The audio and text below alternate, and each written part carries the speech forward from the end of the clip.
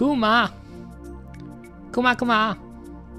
Can you see me? You can't. You can't, Kuma. You can't see me yet. You can't see me yet. I've been a bit late again, even though only 6 minutes this time, you know. I think it's really once in a blue moon that I pretty much start on time, but I am here, the coolest Kuma VTuber, Kuma streamer, Kuma scientist. Call me whatever you want, but I'm here. Hello, I am here. I am here today, guys. I hope you're doing great because Eureka Wainwright, the great Kuma scientist, is feeling great today.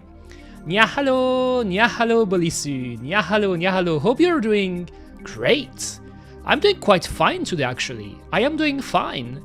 And it's a bit funny because I went to sleep a bit late yesterday, to be quite honest, a bit later than usual, but I slept relatively well, and even though I woke up a bit later than usual in the morning, I feel great. I feel even better than yesterday and last week, so that's a great thing. I like it. Wait, I got an ad, didn't listen to any of that. Oh right, the ads at the beginning. That's true. I mean, unfortunately, I can't really disable them. You know? Like, I wish I could completely disable ads. I mean, I know that in theory, I would lose money from that, even though like I don't even know if I earn money right now, you know, because Twitch is pretty much putting a pre-roll ads on most streams. I don't know if I even earn money from that, but even if I did, I wish my stream didn't have ads like that, you know, invasive ads at least. Sponsorships are different, you know, like you can do fun stuff with sponsorship and it doesn't have to be that invasive, I guess, but pre-roll ads are lame, Kuma. But what I was saying, nyahalo, Bolisu, nyahalo. Hope you're doing great, and I was saying that today I was feeling quite great, even though I went to sleep a bit later than usual yesterday, so I woke up a bit later than usual this morning, but I slept well. I slept quite well, and I'm feeling quite good. I was preparing my stream for the Nintendo Switch 2 rant, because today, guys, we are going to talk about the new Nintendo Switch 2. Hello, Pai, hello, hope you're doing great. I am doing great, Kuma. I am feeling great. The great Kuma scientist is here for another great stream, as I like to say it. Hope you're doing fine. So yes, I was saying I woke up this morning a bit later than usual, because yesterday I went to sleep a bit later than usual, but I slept well. I slept quite well, and then this morning, during this day, I was preparing a bit my stream, Nintendo Switch stream, because usually Eureka doesn't prepare her streams, because I'm pretty good at improvisation, you know. And usually when I talk about something, I like to do it without a script, you know. When you go to Eureka stream, you will get at all times pure, unfiltered, genuine Eureka Wainwright, you know. That is pretty much my experience. I want to be genuine for the most part. But when it's a specific subject, I like at least to check bullet points, you know, about what I should talk about, especially when it's a big subject as this one, you know, the new Nintendo Switch. By the way, just let me quickly, because I haven't done it yet, I want to do it now, but I want to share my tweets, you know, that I'm live. Also, you can't see it, but usually when Eureka streams, I'm wearing headphones, you know. I am wearing headphones, and my headphones are there in pure decomposition. They're getting destroyed. I think I should buy eventually a new pair of headphones, because they're struggling here, you know. They're still working quite well, but all the things, you know, the sponge thing, you know, I call it the sponge thing that you put on your ears, it's getting broken, you know. At least I have to buy new ones. So I'm going to do this real quick. Let me do it now. I just want to tweet at least that I am live. But I hope you're doing well. As you can see, there is the question of the day just above my ahoge here. You can see it above me. There is the question of the day. The question of the day for you guys, because that's going to be one of the main topics of this stream, is will you buy a Switch 2, a Nintendo Switch 2? Today we're the 6th May. 6th May, exactly. So the Switch 2 releases in less than 1 month. Let's say 1 month, because I think it releases the 5th. So in 1 month, pretty much. Will you buy it or won't you buy it? And if you don't plan to buy it, why? That's one of the questions, you know. And I'm going to talk about that, but just let me real quick, I want to tweet right now. Because this time, I didn't really had time to prepare. Because what I do before I stream, especially when I stream at that time, you know. Because sometimes I stream earlier, but when I stream at that time, I try to eat before streaming, you know. So I don't feel hungry when I'm streaming. So let me see. Code tweet. I was gonna try to mod the Wii so that it works with the PS4 controller thing. Yes, you can do great things with the Wii and the Wii U. Do you have a Wii U, Borisu? If you don't, I could recommend you to get your hands on a Nintendo Wii U too, because the Nintendo Wii U is a great emulation machine, you know. If you want to play retro games and stuff, you can actually mod your Wii U, and it's a great retro machine, you know. Actually, I plan to do it with mine, you know, because I have a Nintendo Wii, I have a Nintendo Wii U too, and I think that's what I'm gonna do eventually, because I already modded my 3DS, you know, my Nintendo 3DS, I modded it, and I plan to do it with my other Nintendo consoles, for sure. Also, as you can see, you can hear me, you know, the way I'm talking right now. Usually a great way, that's really funny by the way, but that's part of Eureka's build. That is part of my lore. But usually you will notice if I'm tired or not by the way I speak. Pretty much, you will notice it. If my English gets really clunky, but way more than usual, you know, that I really struggle to pronounce any kind of word, that my words are getting gobbled up, and I don't know, I start to speak in an unintelligible way, it means that I'm tired. If I speak a bit better than usual, and I feel like today my charisma is at my peak, pretty much, you know, peak charisma Eureka. But if I speak like I do today, so a bit better than usual, it means that Eureka is not tired, you know. I slept well, pretty much. Okay, let me copy this, because I have to copy the tweet. Then I want to post it here, because I want to share my stream, as I said. Naruhodo ne. Today's going to be a fun stream, you know, because I have a lot of things to say about, as I said, this topic. The Nintendo Switch topic. My browser, wake up! My browser is sleeping. No, not this. I want my link.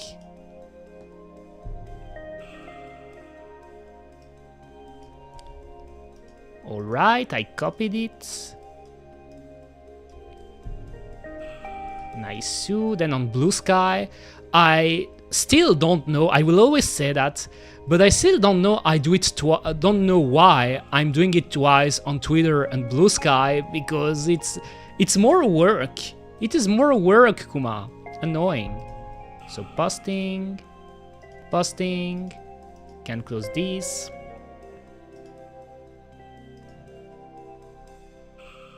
Naruhodo ne. Then I want to post it here too.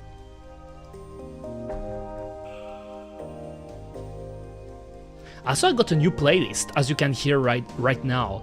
The music, I mean, the songs you're hearing right now are coming from a Dreamcast playlist. Because as you may know, I talked about it in the past, I love the Dreamcast, the Sega Dreamcast and Dreamcast games. And right now, it's playing a track from Skies of Arcadia, you know, which is a pretty iconic Dreamcast games that I want to stream eventually on Twitch and YouTube. Pretty much, I want to stream it.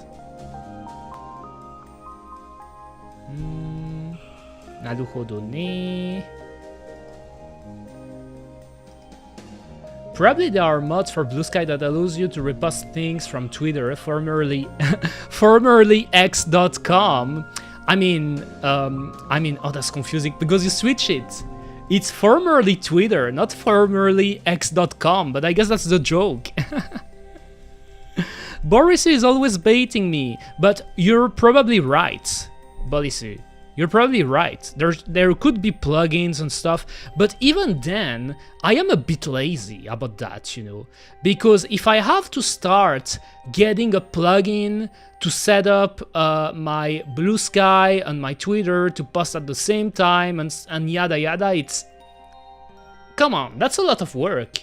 I mean, I will not buy the Switch 2. I will say it, boo, boo, boo to the Switch 2.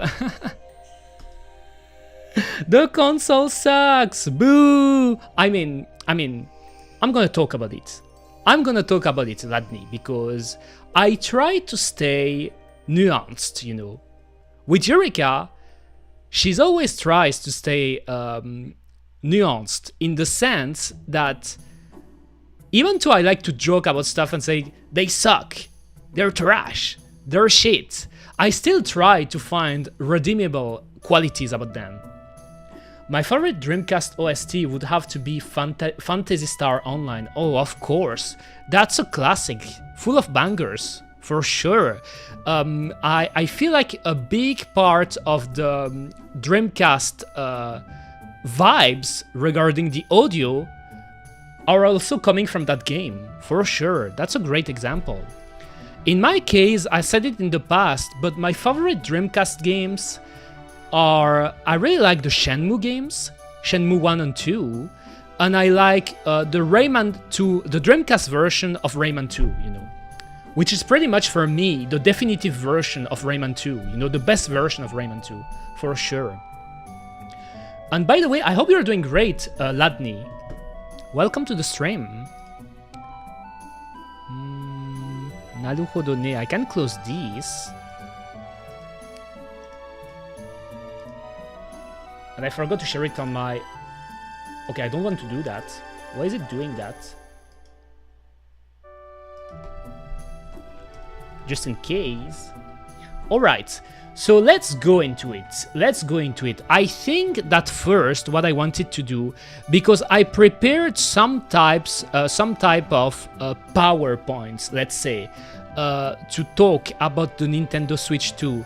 But before, first, I wanted to do is rewatching the presentation of the Switch 2, which is pretty short, by the way. It's a short video, which is a 5 minutes video, I think, from what I've seen, because I've seen it live when it was announced. We're going to see it.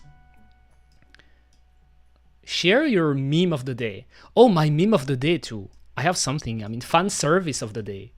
Tiny bit of fan service. I still have this gimmick. Here. Do you know this character, guys?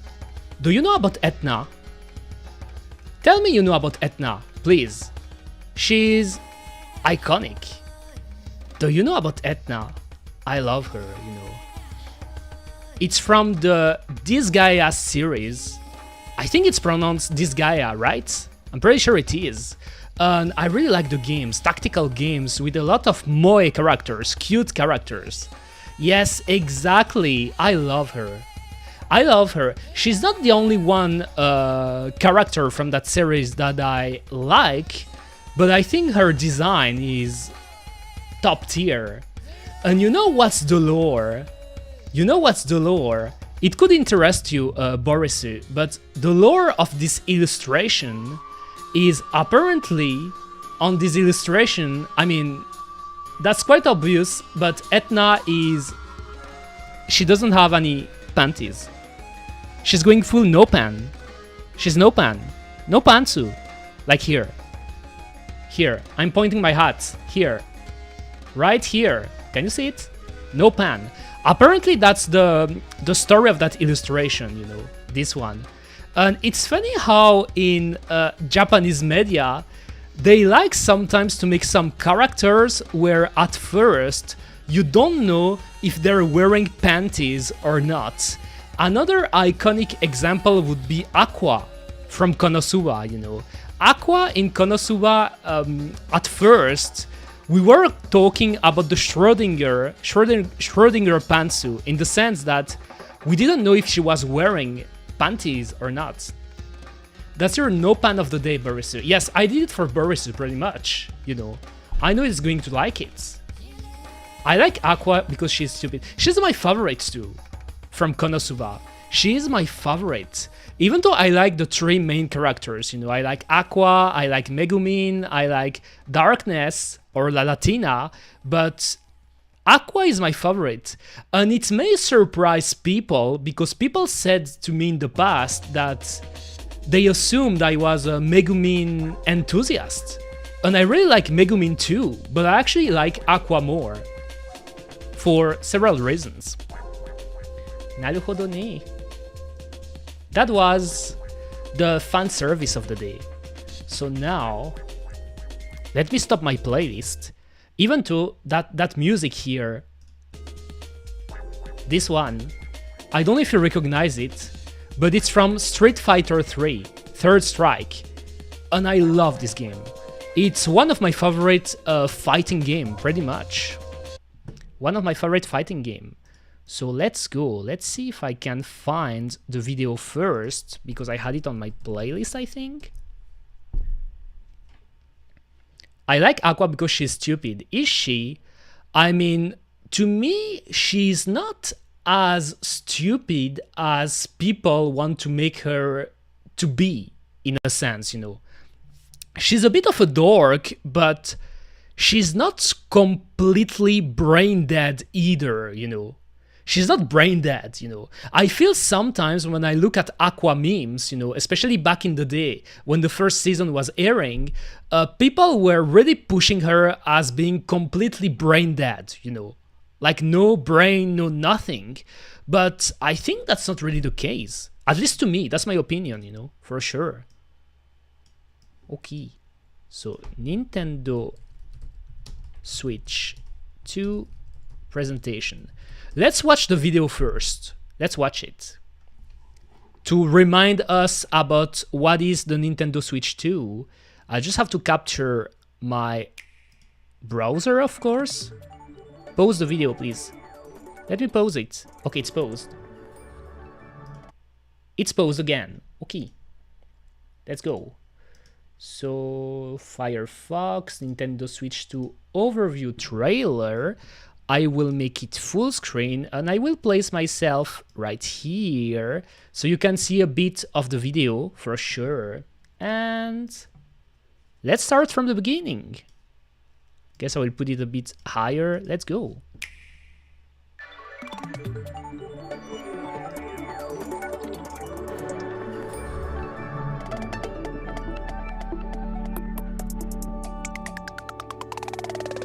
The Nintendo Switch 2 system can adapt to suit your situation, however you like to play.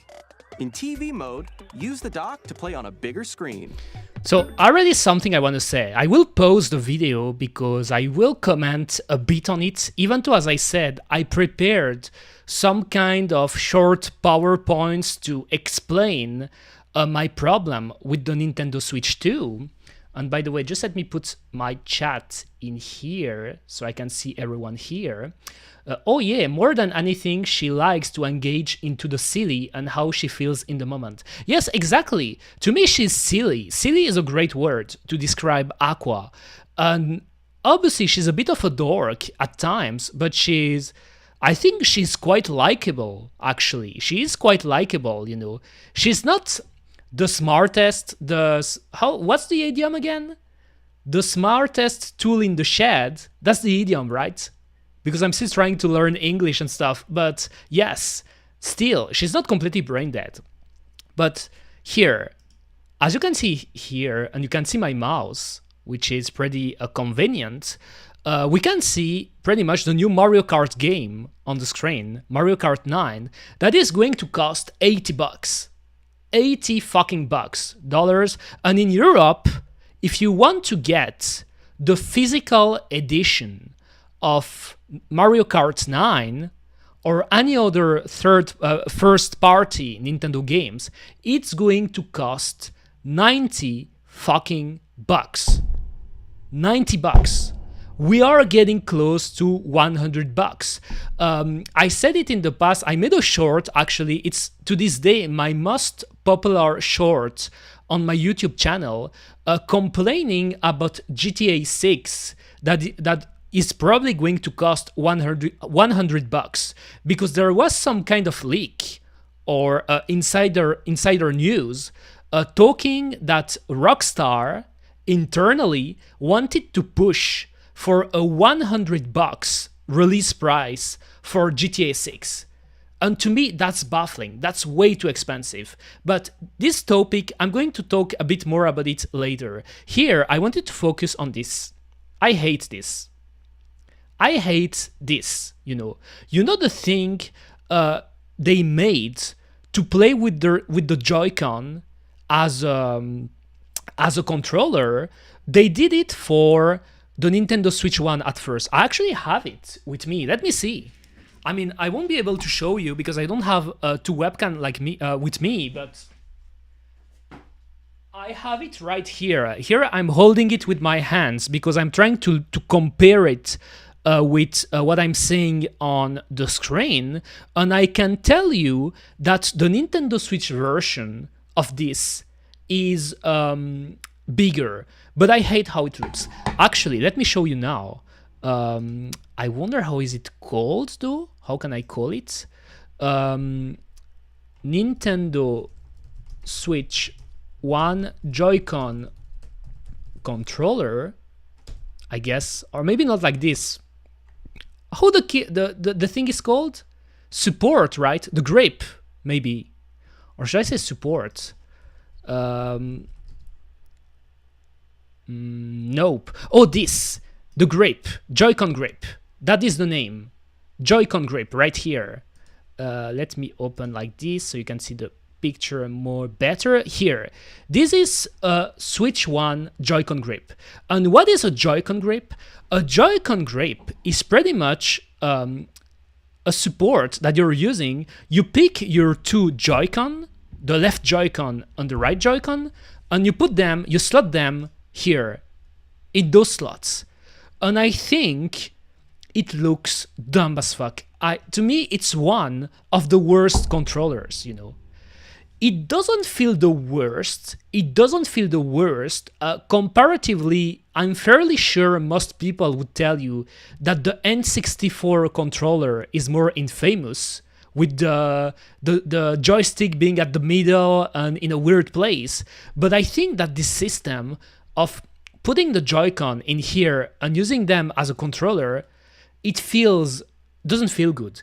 I used to play like that at first, Super Smash, because I had the Smash Ultimate, one of the first game I bought on my Switch, and I didn't have a controller at first. I only had the Joy-Con, so I was playing with this, pretty much this way, you know. As you can see here, it's bigger, but I don't like the feel, because the Joy-Con by themselves, I think it's a bad design. The Joy-Cons they feel cheap. They feel cheap to hold. They feel cheap to use. The D-pad is horrendous. I hate the D-pad. You know how much of a retro enthusiast Eureka is. I think the D-pad is clunky. I don't like it. And I just think it looks dumb. Here, that thing. Is that a battery pack? It's not. It's not even, it doesn't hold a battery or anything inside it. It's just plastic. It is just, yes, it's plastic. You have a steel rail inside to let you slot the Joy-Con, but it's just like, it's a toy. You can hear it. Like here, I'm pretty much knocking it on my desk. It's a toy. It is a toy, pretty much. Eureka not trying to hold the controller with the feet.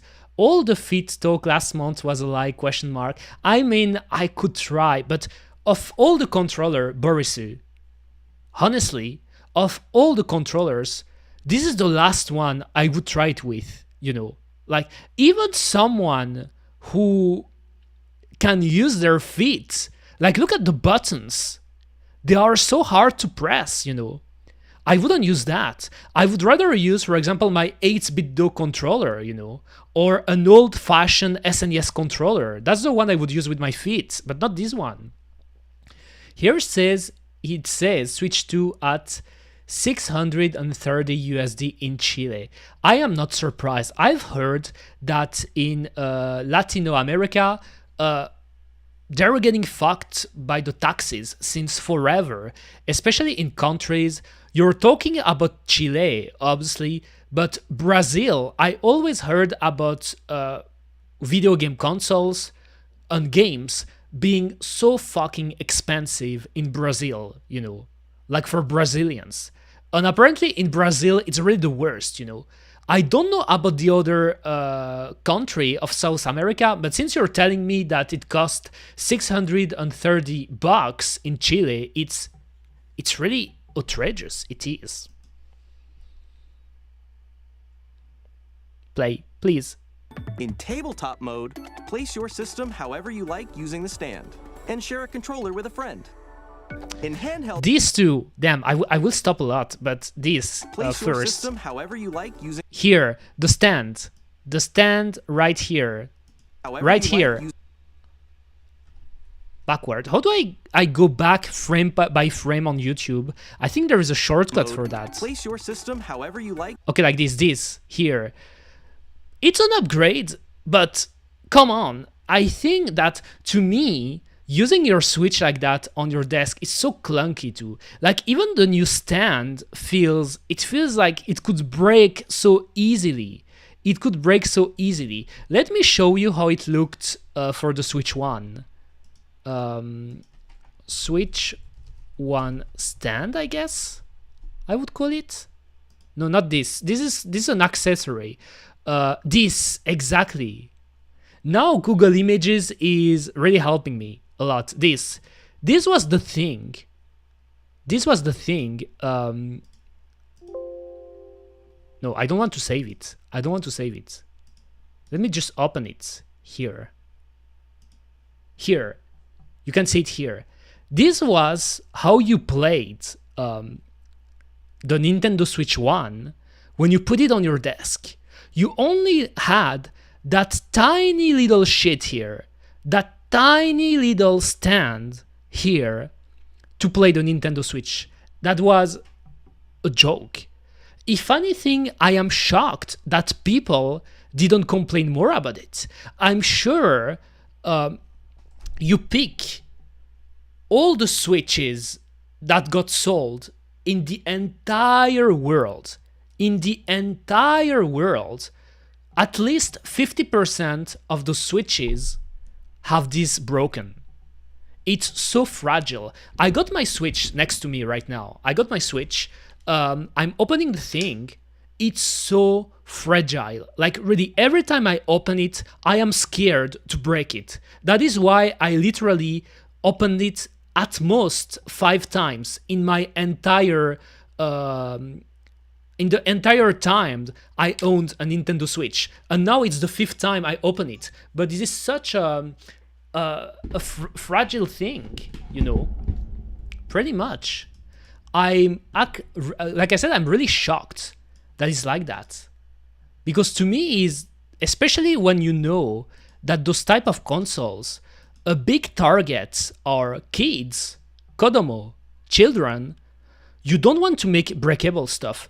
An anecdote, by the way, when they designed the Nintendo DS, the fat one, so the OG one, let me show you. The OG one. So this one, pretty much. You know about it, you know, the classic. The OG model. That it's still blown my mind to this day. It released in 2004. For some reason, I always thought that the Nintendo DS released in 2006, but it actually released in 2004. BRB, okay. So this is the one I'm talking about. Nintendo DS, the fat one. And why is it so fat? I own one, by the way. Why is it so fat? It is fat because Nintendo wanted to make a console that if a child, make it fall from, for example, his pocket or drop it down on the ground, it wouldn't break easily. It's pretty much the Nokia 3310 theorem, you know. Do you know about this? Here I'm going to talk about boomer stuff, you know, like boomer stuff right now. Maybe some of you don't know about this iconic cell phone. Probably the most iconic cell phone of history. This Nokia 3310. It was, you couldn't break it. You couldn't break it. If you broke it, it means that you did it on purpose. It means that you started picking your cell phone and knocking your wall with it until it break. This one was indestructible, you know. That was the most iconic cell phone, clearly. Nokia 3310. So as I said, it's pretty much the Nokia 3310 theory that if you make a bulky hardware like this, a bulky console, a bulky hardware like pretty much the Nintendo DS was, it won't break it. And that's smart. That's smart because you make that console for kids, pretty much. Now, if I'm going back to this right here, as I said, this is not kid-friendly.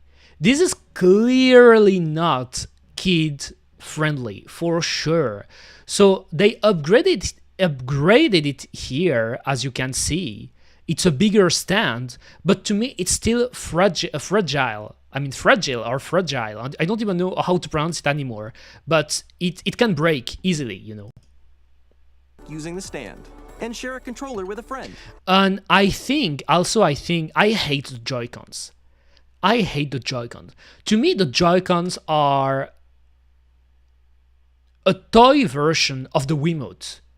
The Wiimote for this type of gaming, you know, with motion control and stuff, to me the Wiimote was peak. To me the Joy-Cons are a joke in comparison, you know. That is a rip-off, a cheap version of Wiimotes, pretty much. I hate playing with Joy-Con like that. I never do it. In handheld mode, play anywhere you go. This is a new Donkey Kong game, by the way. I have a lot of things to say about this game because, it looks fun, but I hate how it looks. I hate what they did with the new Donkey Kong design. He looks goofy as fuck. I think they flanderized him in a way. I don't like him, but that's also another topic. Let's stay on track, guys. With these 3 play modes, you can... And here you can see all of the... I mean, they got 3 switches in here, you know, to tell you you can play it handheld mode, you can play it docked with that stupid-ass controller, toy controller, where you put both Joy-Cons on it, you know, insert it, like it's insertion, pretty much, in order to play it. And then you get the one where you play when you put your Switch on your desk or on a table or anywhere, you know. I mean, I guess it makes it modular, you know. That's kind of like a modular aesthetic, kind of like the Gundam, I guess. Even though, well, they don't get upgrades and stuff, you know, so that's not exactly the same thing, but still. You can enjoy playing whenever and wherever you want. all together, anytime, anywhere. Zelda. Let's take a look at some features of Nintendo Switch 2 and how it's improved from the Nintendo Switch system. Also, they changed here. They changed the animation of the Nintendo Switch 2 logo, because before it was sliding, but now and we're going to talk about it. Now the Joy-Con connects to the console in a magnetic way. It's magnetic, like with magnets, so they clip, and that's why you see this now. If my video loads. System. The clipping. Bigger screen, same thickness. At 7.9 inches, Switch 2 has a bigger built-in screen. Here's how that compares to Nintendo Switch. So it's bigger because you're going to see it quite a lot in this video and in our talk with the Nintendo Switch 2. But they pretty much went full bigger is better, It's bigger, so it's better. But it's not thicker, It's not thicker, so... Strictly speaking, it's the same thickness, and there are in some contexts, you would want something more thick, if you know what I mean, obviously, but the same thickness, it's just bigger the screen. System's thickness remains the same. And it's interesting because to me, I don't know about you, maybe it's an optical illusion, but I thought that the Switch 2 is less thick in comparison, It's kind of like an optical illusion to me, but apparently it's the same. It's the same. With approximately double the pixels compared to Switch, you can enjoy games in greater detail on the 1080p screen. More polygons. Blue Yoshi. Okay, 120 FPS for the screen in handheld portable mode is actually good.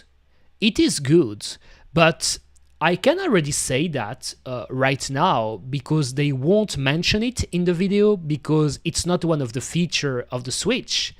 Despite the fact the screen is 120 FPS, it is not an OLED screen.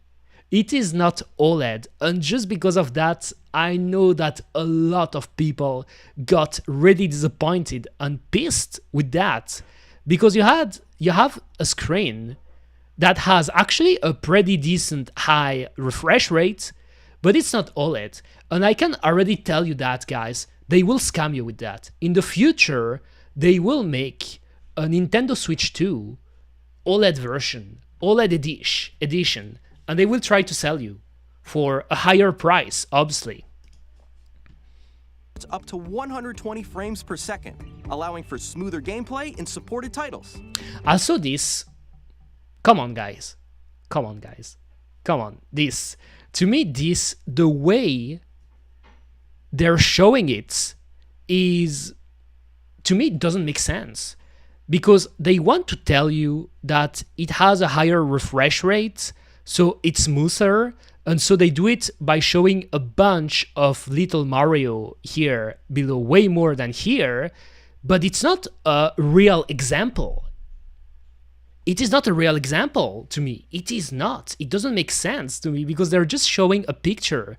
It's like a picture that I could have done myself, that anyone could have done, but that's not a concrete example, So I think it's weird the way they're showing it here.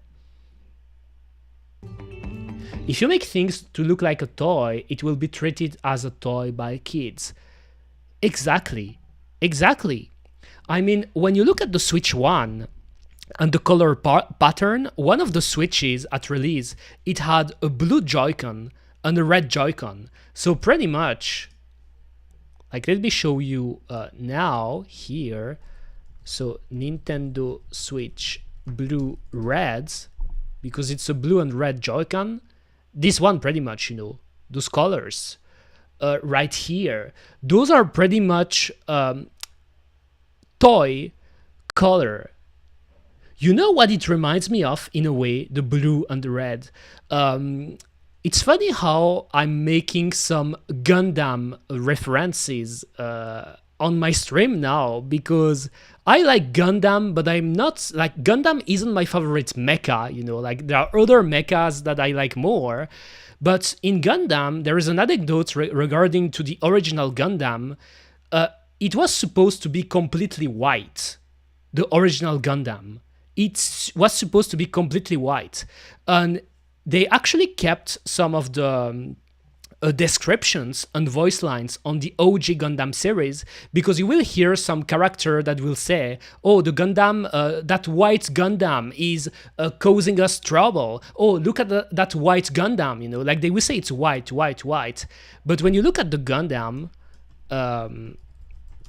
so Eureka 78-2, so the classic, you know, like the original classic design, if I can have a good picture of it that I can show you here, they added blue and they added red, you know, there's blue, there is red, there is yellow, you know, pretty much, because if I remember correctly, the toy manufacturer that was sponsoring the anime wanted some colors on the Gundam to make it look more like a toy. And if you like, if you look at the Gundam, the OG Gundam, it is true that it does look like a toy, you know, because you have the blue, you have the red. So to me, what they're doing here with the original Switch, with the blue and red Joy-Con, is pretty much the same concept to me, you know. It makes it look like a toy to give kids, to make kids want to get the console. Pretty much, Kuma. Let's continue.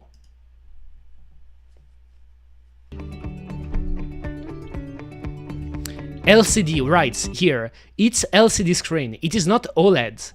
It is not an OLED screen. And I've seen a lot of people were pissed because of that. The LCD screen is more vivid and supports HDR. But it has HDR between light and dark areas of the images. Magnetically. That's what I said. The all-new Joy-Con 2 controllers connect magnetically. Strong magnets keep the controllers firmly attached to the system. I like how he's trying to remove that like this. Easily by pressing the release button on the back. So you press a button and you can unclip them. By the way, there was keep the controllers firmly attached to the system. Detach let me show you easily by pressing the release button on the back. Okay, we can't really see it clearly here, but you see there is a little thing here, you know. There is a tiny little thing where you can see my mouse that is pretty much the magnets. But the magnets is quite small, and I think, I don't know if I can find it again on Twitter, but people freaked out because of that, you know. They freaked out because they thought that maybe it would be easy to break, because it's a tiny magnet, a tiny slot that is protruding from inside the console. Let me see if I can find some of the meme. If I can find it again, because there was a really funny illustration regarding that, but I think I won't find it again. Pretty much.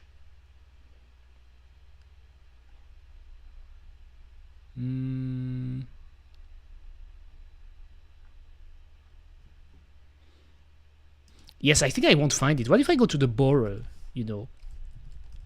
But apparently it won't break, you know. It won't break easily, for sure. For sure. That's what they said, at least. That's what they said. So I guess we can trust them, but you never know with Nintendo, you know.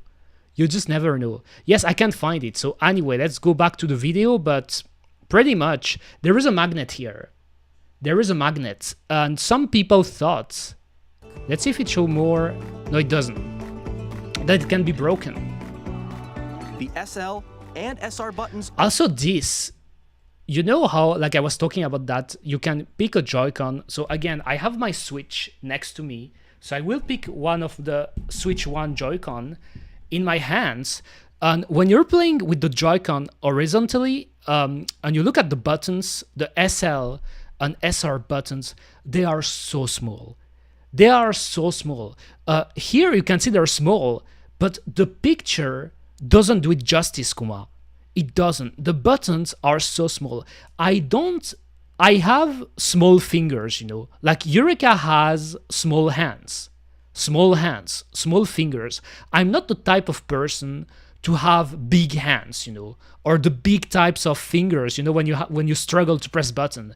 And even with my small hands, I struggle to press here, you know. Those are way too small. Here they make it bigger, but I still hate how it looks to play with the Joy-Con like that.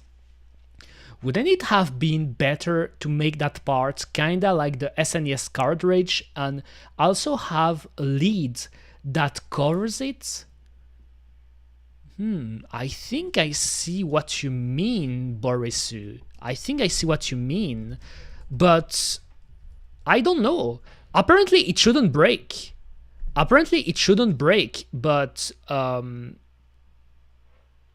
yes, I guess I see what you mean, but apparently it shouldn't break. Now we never know. That's why, that's the first thing that's my advice, personally.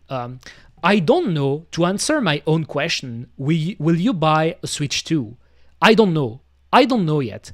I won't pretend that I will never buy it, because I don't know what will happen. Maybe at some point, there are going to be games that I absolutely want to play, or I want to get on the hype train or anything, and I will get one. But what is for sure, Eureka won't buy a Nintendo Switch 2 at release. I never buy video game consoles at release, because everything can change, you know. People that are buying the Switch now, they're doing the beta testing. So we will know if the Joy-Cons will get drifts.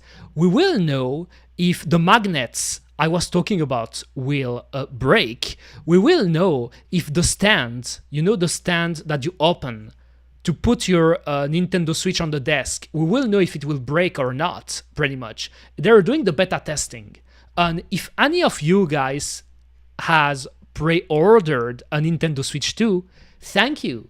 Thank you, Kuma, because thanks to you, I will know when I should buy the Nintendo Switch 2 or not. You will help me, Kuma. I didn't like the game where Mario becomes a damn elephant. Oh right, Mario Wonder. Did you play it, Borisu? Did you play the game? Because I know that, I mean, I shouldn't talk about it on stream, I guess, because I don't want to get sued by the Nintendo ninjas, but there are alternative ways to play Switch games, you know. There are alternative ways to play Switch games, of course. I tried it in the past, but don't tell people about it. You shouldn't tell them. So anyway, I was talking about this. Here. I played like that for 10 greater minutes. comfort and control when playing with a Joy-Con 2 held horizontally. Look at how dumb it looks. That's not a controller. That's not a controller. Like, what? The way it looks to play the Nintendo Switch like this is I don't know. I wouldn't play. I never played like that, you know. I think I tried it once and I didn't like it at all. I didn't like it at all. I just told myself I will never ever play like this again. It's dumb. Let me just use a normal controller. Let me buy it.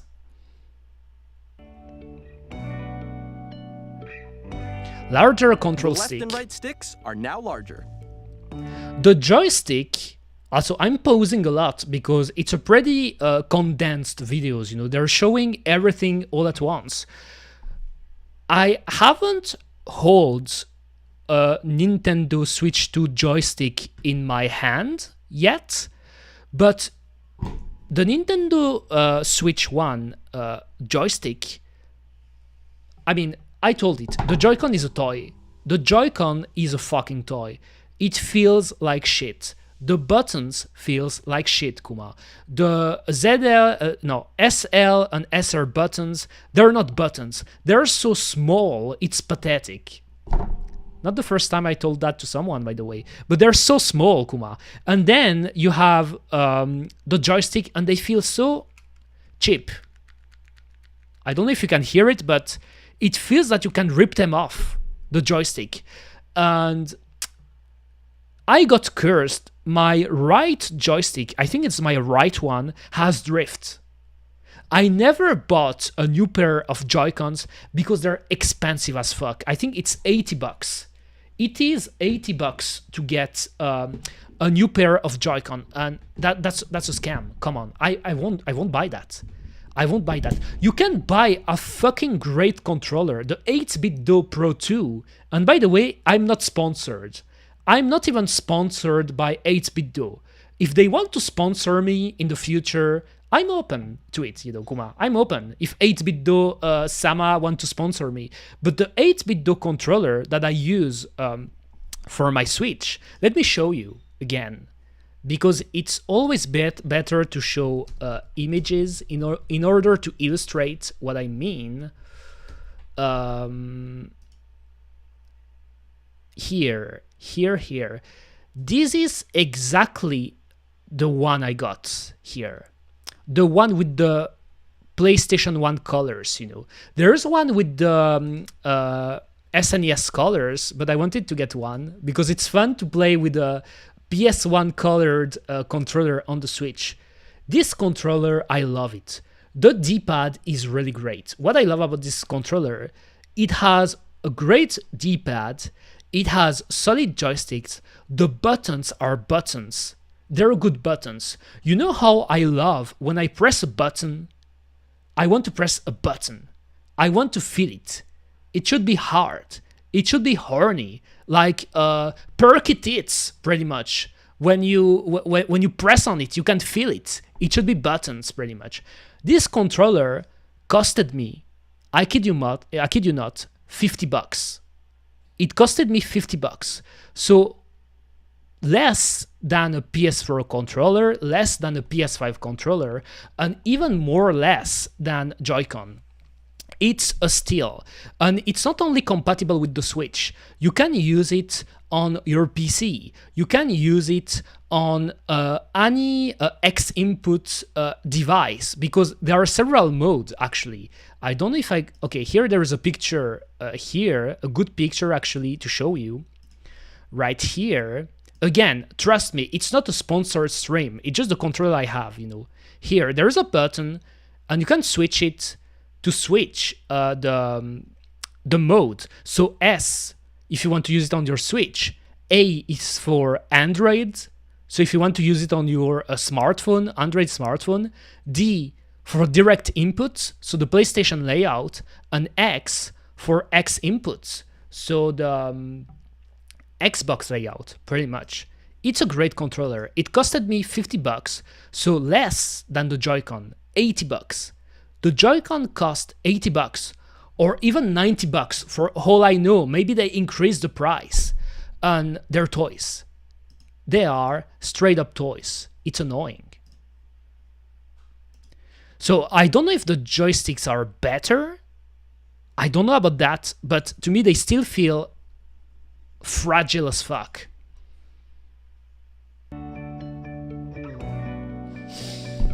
Come on. Each Joy-Con 2 controller can be used Look as at a this. mouse, opening up even more ways to play in compatible games.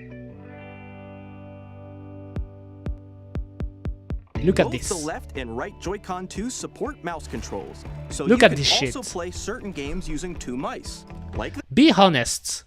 Be honest with me, guys. Please. Tell me about it. Let me show you here. Look at this. Here. Behind me. Let me hide myself a little bit here. Look at the way you're holding the Joy-Con to use it as a mouse. Would you really use a mouse that looks like that? What the fuck is that? To me, what's dumb about it, I'm going to be clear. What is, to me, doesn't make sense or is dumb about it is why wouldn't Nintendo let you just connect a normal mouse on your Switch? to use it and play it. If it was me, okay, it's nice that you can play mouse games on the Switch, but what I would do, I would pick my USB mouse, or even my Bluetooth mouse, because you can connect stuff on Bluetooth on the Switch, and I would plug it.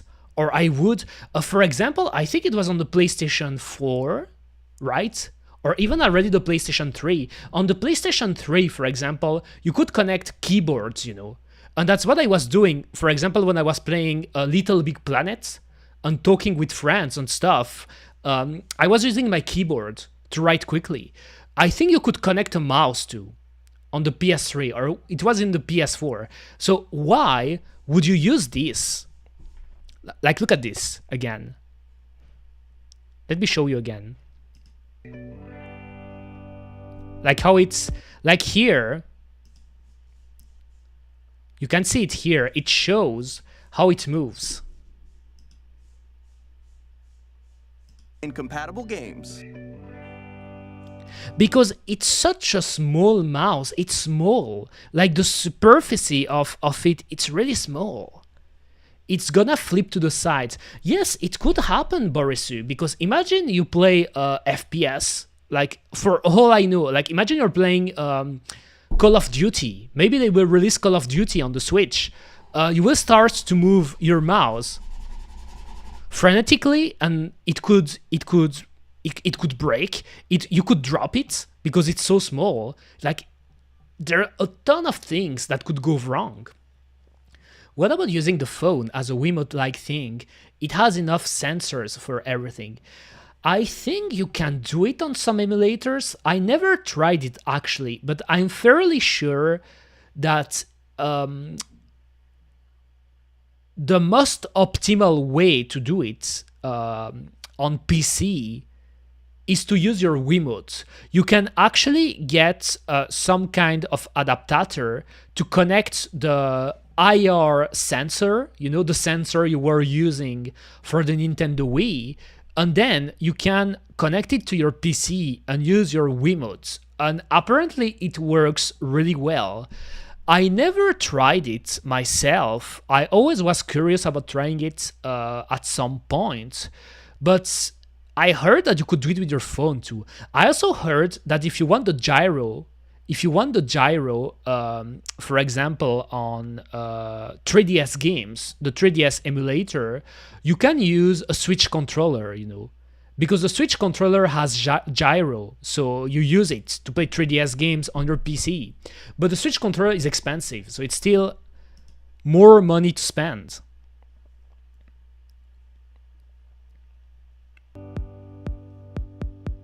Both the left and right Joy-Con 2 support mouse controls, so Look you at can this. also play certain games using two mice. The game, by the way, it's a game where you're playing basketball on a wheelchair. I think the concept of the game is fun. I think the game actually, the concept, I like it, you know. I like the idea. It's pretty cool that they made a game where it's pretty much basketballs between wheelchair users, pretty much. I like it. This. But that seems so clunky to play.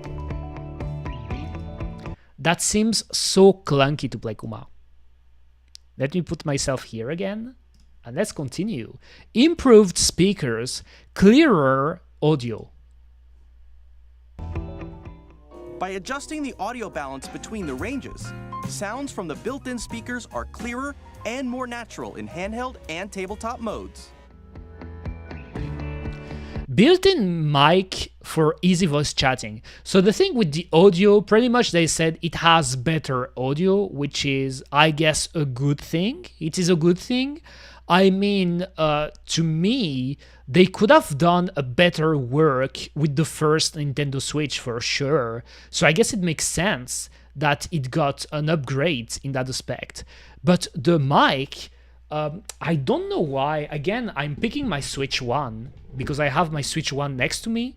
I've been playing a lot of Nintendo World Championships on the Nintendo Switch, by the way. I think I mentioned it.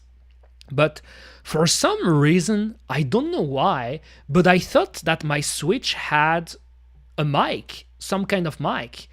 And it actually reminded me that the Switch 1 doesn't have microphone.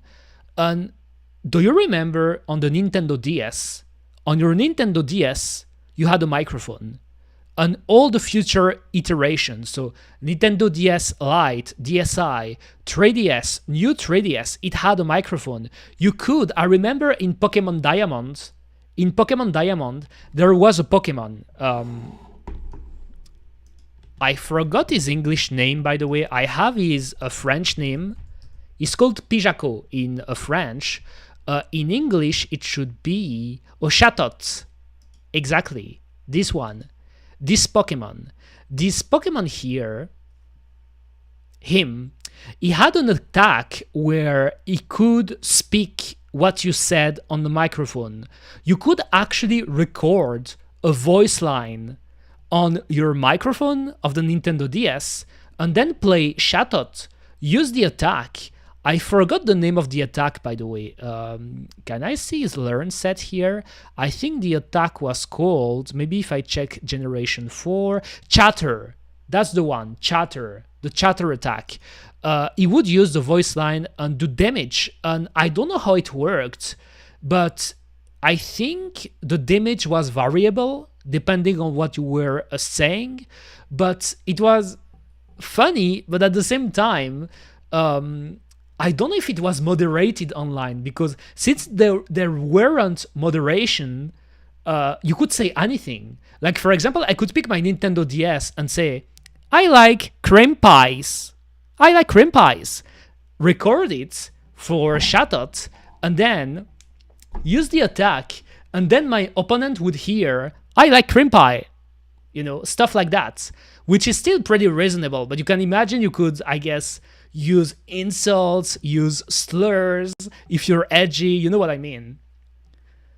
The Joy-Cons on the Switch 1 had sounds things. I'm impressed me so much, incredible. Oh, do you mean that, what do you mean? Do you mean that they make sound, audio? I don't remember. To be honest with you, Borisu, and with you guys, like I said, I think I said it many times in this stream already, I hate the Joy-Cons. To me, the Joy-Cons are toys, so I didn't really use the Joy-Cons a lot. Do you mean getting cream pies or giving? Both. I like gifting cream pies, and by the way, Borisu, you made a mistake. You made a mistake, Borisu. I said cream pie. I didn't say cream pie, I said cream pie. So, cream, space, pie. Do you remember? Do you remember? Let me show you again. Because Borisu forgot. Because Borisu has a short-term memory. I am talking about those cream pies. Those ones. Cream pies. That is what I'm talking about. Those ones. Those are the ones I'm talking about that I like receiving or giving. Don't take what I said out of context again, guys. So, well, anyway, I'm fairly sure that just let me click on this. So, right, the Nintendo Switch doesn't have a microphone for some reason. It doesn't. But when I think about it, it makes sense because there weren't really any games using microphones. Crimp Piler. You're the Crimp Piler. That sounds lewd, in a way, I guess. You're the... I think the type of crimp pie you're talking about, Borisu, the Japanese name would be Nakadashi, you know. I'm a big Nakadashi enthusiast, I guess. But I'm not talking about Nakadashi. I'm talking about a cream pie, you know, the cake. I mean, it's not really a cake, but you know what I mean. It has a built-in microphone, so you can voice chat with friends anytime via game chat. It also uses noise-canceling technology to filter sounds, so I love how they say it's using voice-canceling technology like it's some kind of revolutionary thing, Voice cancel technology already existed back in the Skype days, I think you could already do that with Skype and even older chat apps. It's such a thing that exists since forever that if it didn't have noise canceling, it would have been a joke, So to me, it's funny they announce it like, look at me, look at us. We're giving you the legendary voice canceling technology that we imported from space. We're the only one that knows about this, and you can only get that with the Nintendo Switch, Sometimes when they're talking about that, when they're announcing it, it really does feel that they want you to be, wow, Nintendo did it again. Come on, Kuma, they're the greatest. Your voice will come through clearly. This 3D audio gives a sense of space. Even if you don't have a surround sound system, games can be enjoyed with more immersive, three-dimensional sound, as if it were coming from all around you. Literally living in the future, Kuma. Exactly, that is the future. 3D audio is the future. Even though it was already a thing in the 90s, 3D audio, you could already watch some movies and stuff in the 90s that simulate 3D audio. You could do it in the 2000s. You could do it in the 2010s. 3D audio isn't something that got invented, but still, Nintendo Switch got 3D audio, so we should all clap. Thank you, Nintendo. You're really, really, really the greatest. Hello, values. Hello. Hope you're doing fine. Yes, I'm ranting. I am ranting, Kuma. I am ranting a bit about the Nintendo Switch too, but I think it's an interesting topic. And since you're here, Volios, I can ask you the question too. Will you buy a Switch 2? And if you're going to buy it, when are you going to buy it? Are you going to buy it day one? Or are you going to wait a bit for it? And in the case you're not going to buy it, but I mean, I already know you're going to buy it, because we've talked about it before. If you're not going to buy it, why, This is pretty much one of the main points of discussion of today. If my video plays. Why aren't they showing that that is the second time they show a feature, but they're not showing an example in games, Like they did it for double the frame rate when they said 120 FPS. They didn't show a video, they showed just an image. And here they did the same. I will, but I'm still not sure if day one or later. So my advice, at least that's how I do it usually, because obviously it's just an advice that you can get from Eureka. You don't have to listen to it, because I believe that every advice can be good, but it's only you use the advice you want to use, pretty much. But from my experience, I rarely bought consoles day one, because it's always interesting to know at first what are the problems with the consoles, Because usually the first buyers that pre-order the console, they start playing the game, and that's when you hear about the potential problems. Like, for example, if the stand breaks, like maybe the new stand will be breaking. We don't know how are the new Joy-Cons. Maybe the Joy-Cons will get drift pretty quickly. Maybe not. What about the magnet? What if the magnet really breaks?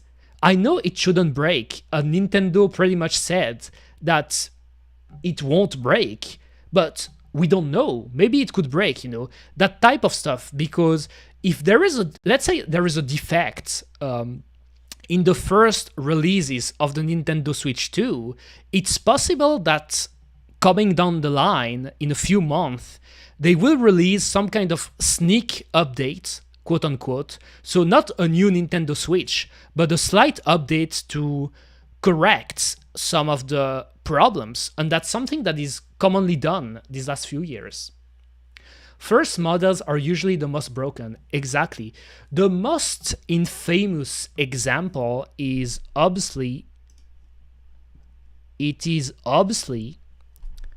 always talk about it, but the PS3, the fat PS3, but really the original version of the PlayStation 3. So this one, if it loads, I think I will load this picture. So this one, but where you can open this part, you know, because this part was also, you could open it, you know, the one that was retro compatible with the PlayStation 2. It was the most expensive PlayStation 3, $599, so $600. That was insane at that time. That was an insane price. Really, that was an insane price. Retro compatible because it literally had a PlayStation 2 inside. That's the story about the OG PlayStation 3. The original PlayStation 3, it had the PlayStation 3 architecture, but it also had a PlayStation 2 inside. Like the components of the PlayStation 2 were inside, which is why you could play PlayStation 2 games. But it wasn't working well. It wasn't working well. Like when you were playing PlayStation 2 games on this console, sometimes it could break. Sometimes it could even damage your games. I heard about that. And that's why Sony pretty much canceled it at some point. So that's the most infamous example, Kuma. Let's go. Let's continue. Place your Nintendo Switch 2 however you like with a large, sturdy stand. So here we can say the stand better. As I said, it's an improvement because if any of you own a Nintendo Switch 1, as I said earlier this stream, the stand is outrageously bad. It is not Kodomo friendly, as I said. It is not for kids. Let me see if I can show it to you again. Let's see it one more time. Not this one. What did I write again? Okay, it's here. Here you can see it, I guess. Oh, but it's small. I mean, that's not that one. But I guess you can see it. Here, there are actually replacements, I see, you know. But that's the thing I'm talking, you know. There are actually replacements that you can buy on Amazon. So it really shows you that it can break. It's breakable. Look at this. It's not for kids. If kids start opening it and start placing it on a desk, it could break really easily. And I almost never use my Switch like that, by the way, you know. I think it's a toy. It's a breakable toy like that. So here, it's a bit better, and I know you can move it, but I don't know. I still feel it could break. I don't know about you guys, but I feel it could be breakable, you know. And you can move it freely, like here, you can move it. So I guess that makes it less breakable, I guess. But me, if I own a Nintendo Switch 2, I would do it slowly. But if I owned a Nintendo Switch 2, I would never play it like that. And I'm gonna tell you why when I start showing you my quick PowerPoints I did regarding the Switch 2.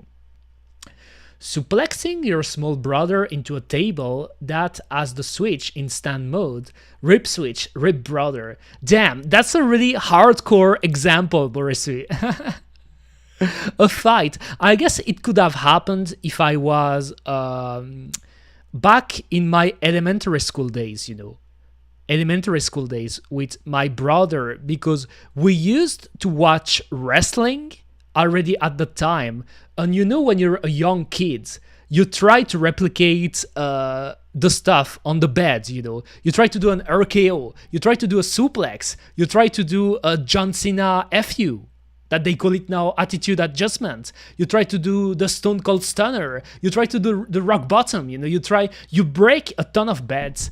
You can't imagine, we broke beds We broke beds. I kid you not. I broke beds in the past because I did wrestling moves on my brother.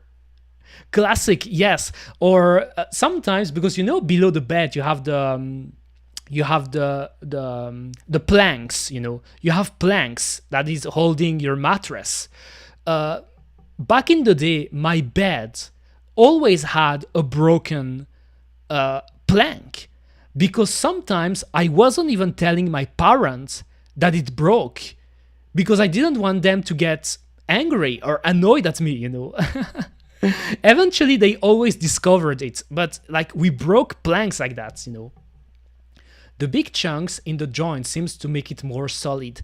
That is actually a good observation, Volios. When you look at this, the big chunks, as you call them, I guess it's a way to make them more firm and solid. And here, that was what I wanted to show before regarding the magnets, Like they were memes regarding these magnets because a lot of people wondered if it could break.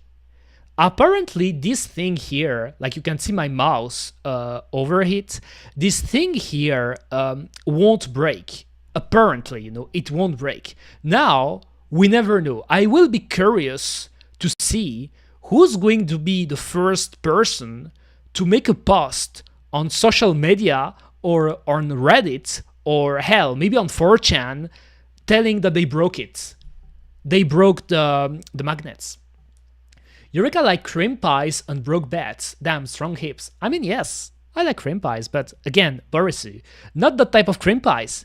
Not the nakadashi. I mean, nakadashi are nice too. Nakadashi are nice, but, cream pies. I like eating cream pies, melon pans, dojima rolls, you name it. I love them. This one should have a lead like the SNES cartridge. Yes, you said it already, Borisu. I think Borisu is a big fan of the SNES. And I don't blame you. The SNES was top. Super Nintendo was top tier. This one, though, 2 USB-C ports. Hallelujah. Pretty much like 2.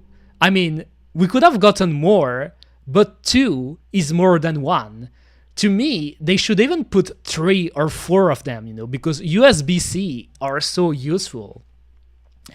Like the posts about the scratch screens of the Switch 1, yes, people complained about it, but they surely were putting it in and out of the dock like savages. For sure, Volios, for sure. Again, I have my Nintendo Switch 1 next to me. It's just next to me on my desk. And I'm looking at my screen, and my screen is really in a good condition. It is in the good condition. No scratches, no big defects or anything. The only thing that is a bit annoying, and that is obviously because of the dock system, you can see the left and right extremities of the screen that are a tiny bit darkened. But I think it can't be avoided, It can be avoided. But my screen is in a good state. Now, keep in mind that Eureka said this at the beginning, and welcome back, Latni, welcome back. Hope you're doing fine, as always. Welcome back. I don't play the Switch a lot in handheld modes. Latni appeared again just when Borisu was talking about cream pies, by the way. That's really curious, That's really a quite curious timing, if you ask me. I'm just saying that. Well, anyway, let me put back my Nintendo Switch 1. Oh god, not again. For once it wasn't me. I swear, it wasn't me. It was Borisu. It wasn't me. I swear. Trust me, I swear. But still, the timing, your timing, Ladni, is quite curious. I'm just telling that. I don't know what you think, guys, but I'm just telling that. In addition to the USB-C port found on the bottom of the system, there's one on top as well. So there's one on top now too, and you can see the jack too. The jack if you want to put headphones that already existed in the first Switch. It's always practical. And yes, there is that toy that webcam, you know, that old ass webcam. That is a toy, Kuma. If they did it well, I guess you could. You know what's the first thing I said to my friends when we were watching the video? I think I even said that to you, Volios, you know, when I posted on Discord. But I said, damn, that would be cool if with the video screen share, I could use my Eureka avatar, you know, like use my VTuber avatar while playing on the Switch. That would be nice.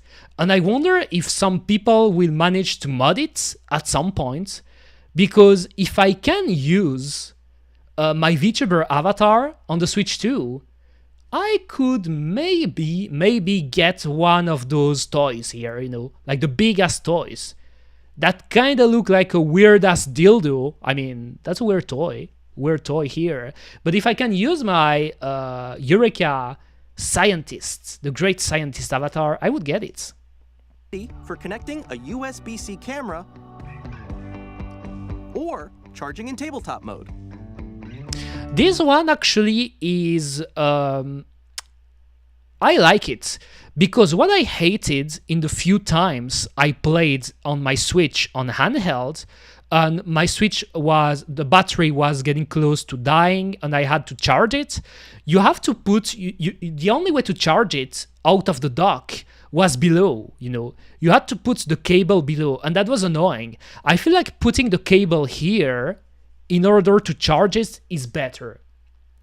You would have to use the camera pointing at the PC screen with your model. Yes, I thought about that, Ladni. Actually, I thought about that, but I don't know what will be the frame rate of the camera. Like, I could look it up, the frame rate. Let me look, actually. I'm curious. I am curious now. Nintendo Switch 2 camera specification. I'm curious now. No, not this one.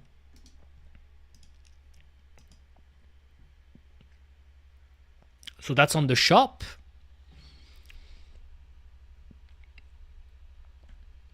I don't know if they talk about the frame rate, because I told it about the past. You know, there is something that is a tragedy about Eureka's build, current PC build. I think I told it many times in the past, but Eureka is streaming on a laptop. And currently I'm using my webcam, my laptop webcam. And that's something that I discovered quite late, actually. Funnily enough, I discovered it in one of my many conversations with Borisu on Discord. But my camera, my webcam, is 15 FPS. I kid you not. My laptop webcam is 50 FPS, which is, I don't understand. I got scammed because I remember back in the day when I was still using Windows Live Messenger and I had a webcam for my PC. I'm pretty sure my webcam was 30 at least, 30 FPS or even 60. And here I have my webcam at 50 FPS. So you can see me move, obviously, but it could be smoother. But if I read more about it, I don't really see the frame rate. What if I type frame rate? Are you sure it doesn't support other resolution? Like, apparently not, Borisu. I looked it up in VTube Studio and I can downgrade the resolution, yes, but I can't change the frame rate. It's really 15. It's really capped at 15, Borisu. Like, it's really the cap. It's not something related to the software or to the anything like that. It is capped. Like, I even remember I shared you back in the day, I shared you the link because there is like some kind of big database of webcams when you can see the specifications.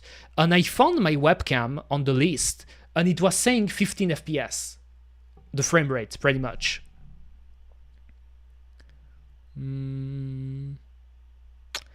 Yes, I guess we don't really have info about the frame rate of the webcam, right? I wish I could know, because what I wanted to to tell regarding Ladney's idea, because Ladney said that you could use, you would have to use your camera pointing at your PC. I guess it could still work, but the camera needs to be good. Let's say, for example, it's a slick 60 FPS or even more 1080p camera with a clean image, a bright and clean image. I think I could do that, like to do a setup where I point the webcam to VTube Studio or to my capture on OBS, so you can see Eureka on the screen. But if it's cheap webcam, like the one I have now, I think it wouldn't work. It wouldn't work well. Anyway, let's continue. Then today I'm feeling really great. Like really, I told you, you can hear, like depending on how I talk, guys, you can know if I'm tired or not. Here today, it's so easy for me to talk. I am not tired, I am full of energy. Faster storage. Nintendo Switch 2 comes with 256 gigabytes of internal storage. Again, bigger is better. Again, because that's pretty much the main motto of the Nintendo Switch 2. Bigger is better. So you get a bigger screen, you get bigger Joy-Cons, you get bigger buttons, you get bigger storage. But to me, 200 and let me show you quickly behind me, but 256 gigabytes is still a joke. It is a joke. Why isn't it 1 terabyte? Why isn't it 500 gigabytes? Like 256 is nothing in the grand scheme of things. So either it means that they will really try to optimize the storage of the new Nintendo Switch 2 games, or your console will get filled really quickly. 256 gigabytes is nothing. 8 times that of Nintendo Switch for storing your game downloads, save data. Oh, that's the Yoshi Yarn game. Reading and writing data is also faster. That game is cool. By the way, I wish I didn't buy it at the time, but I wish I had a Yarn Yoshi. He's so cute. I wish I had one of them, on my collection, because it's cute. I think they did one for Kirby too, because there was a Kirby Yarn game, like similar type of games, but the Yoshi plush is really cute. Is also faster. New dock 4K support. Funnily enough, I know a lot of people waited for that. Of all the things I was hoping for the Nintendo Switch 2, 4K wasn't a priority because, believe it or not, I'm not a big 4K enthusiast or a big 4K main. 4K to me, it's just, again, bigger is better. You play on a bigger screen and stuff. But to me, I'm already happy with 1080p, actually. As funny or boomer as it sounds, I know that eventually, if I have the money for it, I could upgrade to a 4K screen, but I don't need it. Okay. Thank you for coming, Latney, as always, and see you next time. Bye-bye. Bye-bye. Medic time. Are you a medic? Are you a medic? I wonder now. Did I learn something new about Latney's lore? 4K is more and more mainstream. That's why. Exactly. I totally understand that it is mainstream. And by the way, I am not a 4K hater. I am not a hater, Like, I won't start to tell you, you shouldn't enjoy 4K. 4K is trash. You shouldn't enjoy it. I won't tell that because it's wrong, If you can play a game in a higher resolution, that's fine. That's cool. I don't need it personally, but if people want to play it that way, that's cool.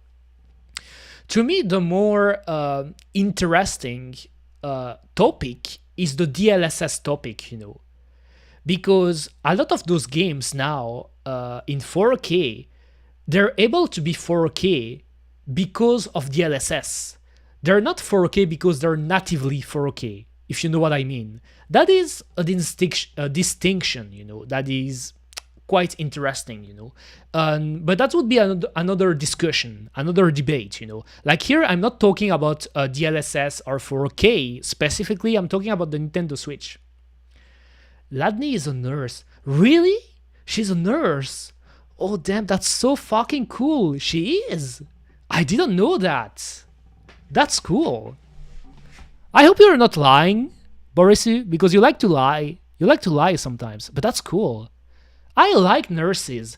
I think being a nurse is a great job, you know. It's a great job because you're helping people. And any job where you help people is really respectable, for sure. Use the Nintendo Switch 2 dock. Bigger dock. Now the dock has a big butt. And the dock has a big butt because of the fan. There is a fan now. And enable up oh, and here. Hallelujah. Hallelujah. There is, look at this. Look at this.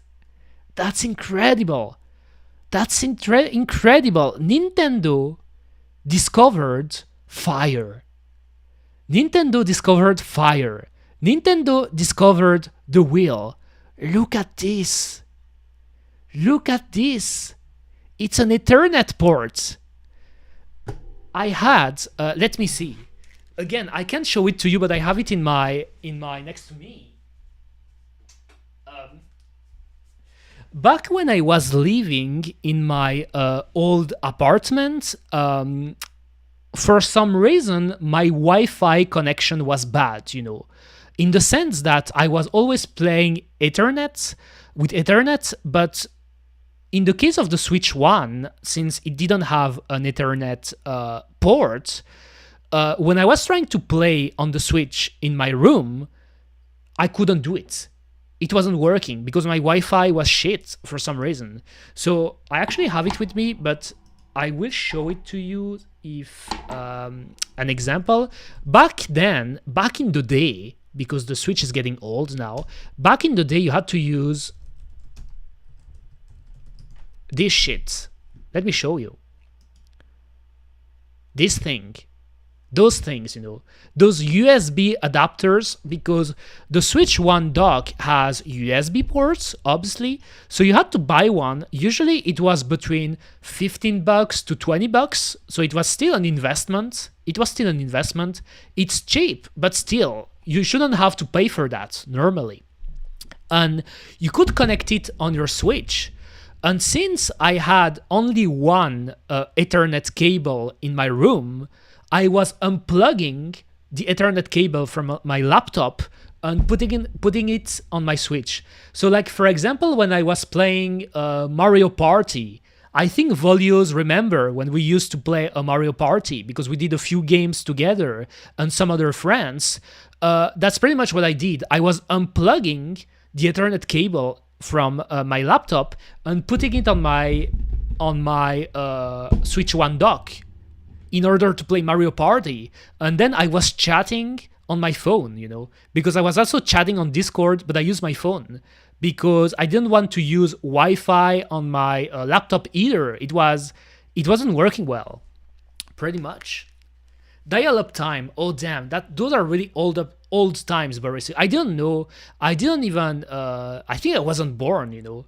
Like people talking about the dial-up thing, I think I knew ADSL, the ADSL era, when they started to release the first internet routers, but before that, I didn't know anything.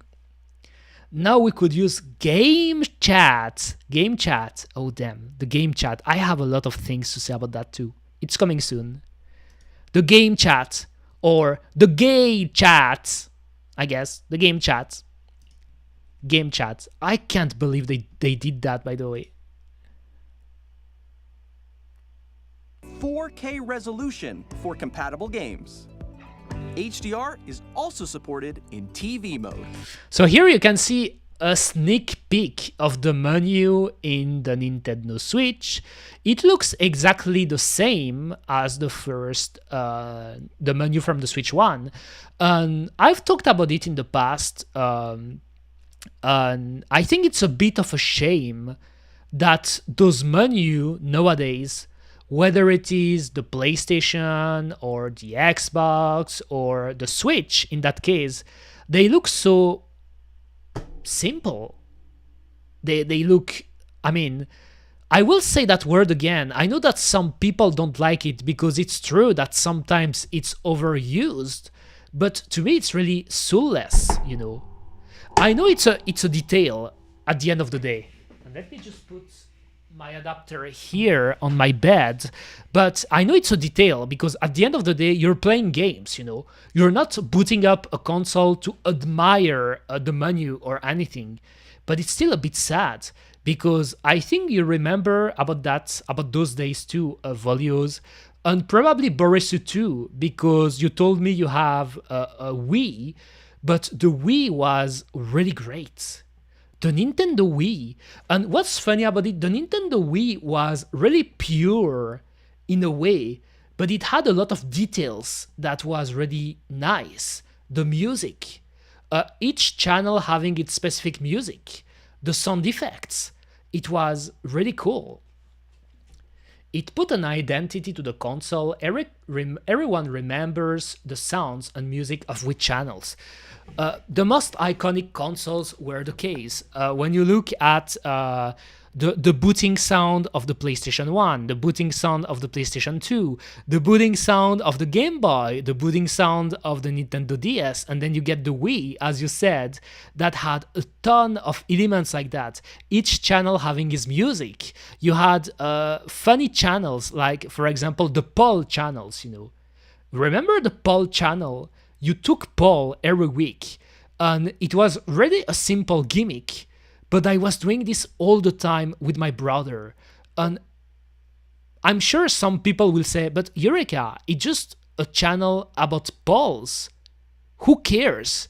But the way they did it was so cool. It was fun. It was fun. Same with the contest. Like, you could participate in contest about cosplaying your me. Like, I think it was every month in this case, not every week. But they told you, for example, okay, now I want you to cosplay your me as Pikachu. I want to cosplay your me as Goku.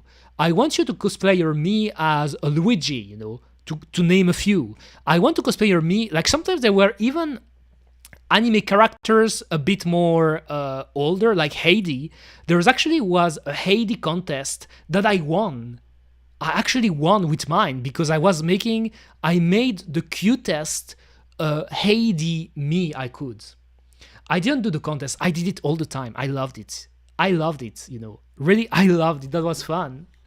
Yes, I won it. I think the way it worked actually is that they picked several winners in the entire world by region, but I was in the top. I was first. Like, they put first, and even my brother was like, "What? You won?" And I was like, "Yes, I won." we were celebrating because that's pretty much the only time it happens. But that was fun. So as you can see here, let me hide. Yes, that's sick. That's sick. So you see the resolution, 720p, 1080p. By the way, my stream is in 720p. And I also do it for cinematic purposes as another iconic streamer that I like to watch from time to time. So 1080p, 100, how does it pronounce? 104, no, 14,040, damn, I can't read numbers anymore. But this one, 2K, WQHD, and then you get 4K. Pretty much. What's WQHD, by the way? Nani? I never heard it pronounced like that. WQHD. 1440p, yes, exactly. I don't know why I mixed them up. 1440p. It's such a weird resolution to me, by the way. Usually, I would rather go 1080p or if I had to upgrade, I guess I would go 4K. 2K is a weird in-between, I guess. But what is WQHD? White quad high definition. I knew about QHD, quad high definition, but I didn't know it was called WQHD too. Okay. 1440p. なるほどね。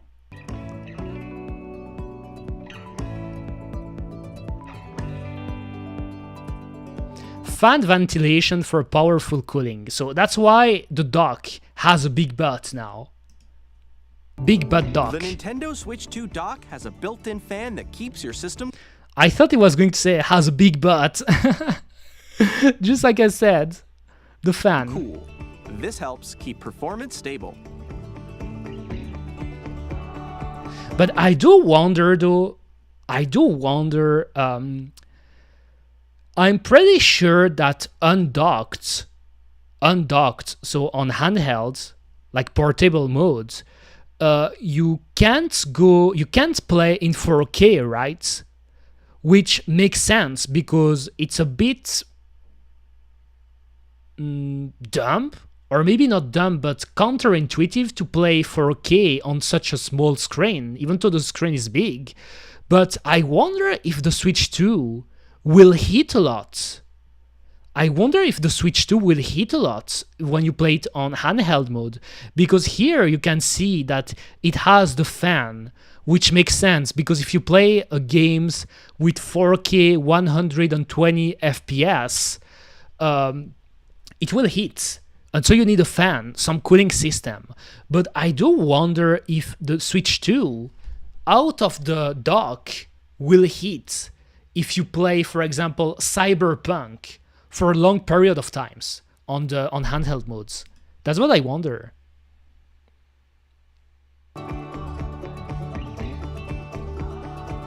On Nintendo... So here, let me pause again, but this one is really, really ambiguous. This one is really, really ambiguous. Because, in the case you didn't know, the Nintendo Switch 2 console can play Nintendo Switch games, but you see the word. You see it. Compatible. Compatible. And it changes everything. It changes everything. I'm going to talk a bit about it when I will show my quick PowerPoint presentation, but to make it concise, the Nintendo Switch 2 has a different hardware, obviously. So the way the Nintendo Switch 1 games will play on the Nintendo Switch 2, it's not that it's going to be different, but it's not the same environments. It is not the same hardware. It is not emulation. I looked it up. Like, it is not emulation if you play Nintendo Switch 1 games on the Nintendo Switch 2, but it's pretty much like if you're playing, if you're porting the game, if that makes sense. And they made a list. There is actually a list. I will show it because I don't know if I saved it, but I think I can find it quite easily. There is a list. And there is a big list, I looked it up, of games where they said, there is a problem for now. We're looking it up, you know. Like, there's a big bunch of games where either they say that it can't boot up on the Nintendo Switch 2 for now, or it boots up, but it has compatibility issues. And they're saying that they're currently working on those games in order to make it completely compatible with the Switch 2. The thing is, that's interesting because the way it sounds like emulation, because, for example, if you pick any emulator, like, for example, PCSX2 for the PlayStation 2, or if you pick Dolphin, and you go on their website, they have what we call a compatibility list, you know. They have what we call a compatibility list. And when you click on the list, you have a full list of games, and they told you pretty much compatible. Compatible at 90%, almost compatible. It has problems. It is not compatible, you know.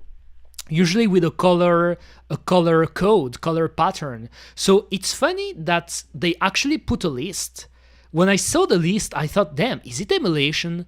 But then I looked it up. It's not emulation. It's really, you can play Switch games on the Switch too, but it's not perfectly retro-compatible. So that would be my second advice for you guys for today. My second advice, I don't know what you plan to do, but my advice would be don't sell your Nintendo Switch.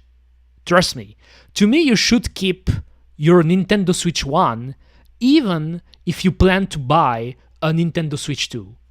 For many reasons, but here because there could be instances where a Nintendo Switch game is better played on the OG hardware, pretty much, you know. At least for the first months, for sure, but just to be sure too that obviously they fix everything, maybe there could be a situation where for a specific game, it won't get fixed, or they can't fix it, you know. We don't know. We actually don't know. So wait and see. But to me, that's my advice. Don't sell it. Now you do what you do, you know. If you want the money in order to buy the Switch 2 and you don't really care that maybe some of your games will run a tiny bit clunkier, I guess, and still I don't think it's related to the frame rate, but maybe graphical glitches and stuff like that. But to me, you should keep it. But that's just my advice. Again, you don't have to listen to me, just an advice. On Nintendo Switch 2, you can play Nintendo Switch 2 games, as well as compatible Nintendo Switch games. Physical and digital games are supported. Also, I love how they said you can play on Nintendo Switch 2. You can play Nintendo Switch 2 games. I mean, no shit, Sherlock. No shit, you didn't have to say that. On Nintendo Switch 2, you can play Nintendo Switch 2 games. Oh, but you can also play Nintendo Switch compatible games, you know.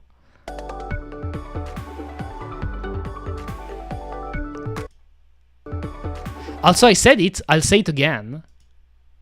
I'll say it again here. Let me say it again. But this controller looks dumb.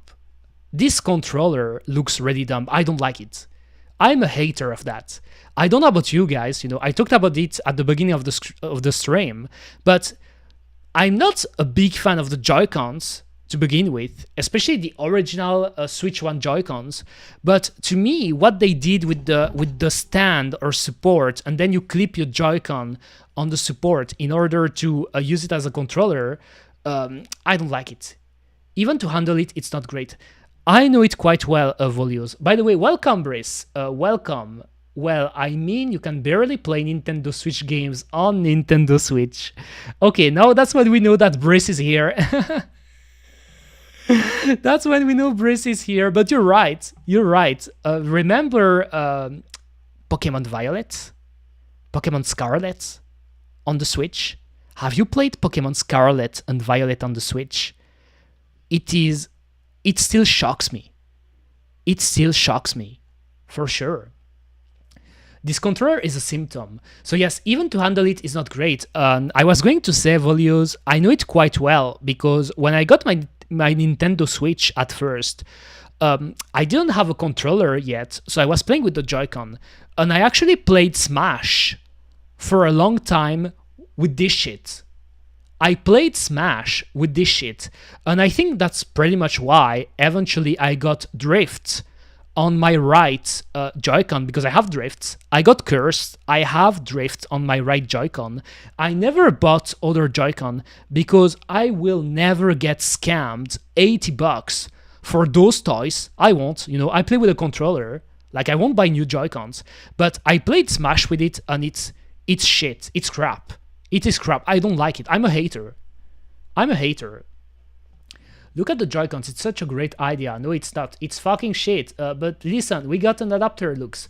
It's still shit. But okay, I guess you can buy the Pro Controller for 100. Exactly.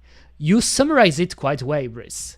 I played Zelda and I had 3 FPS fighting Linos. It's true that Zelda had pretty notorious frame drops too, that's for sure.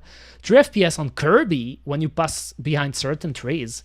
I haven't played the Kirby game yet. It's actually one of the games, if I ever buy a Switch 2, I will probably get the new Kirby game. I mean, by new, the last Kirby game.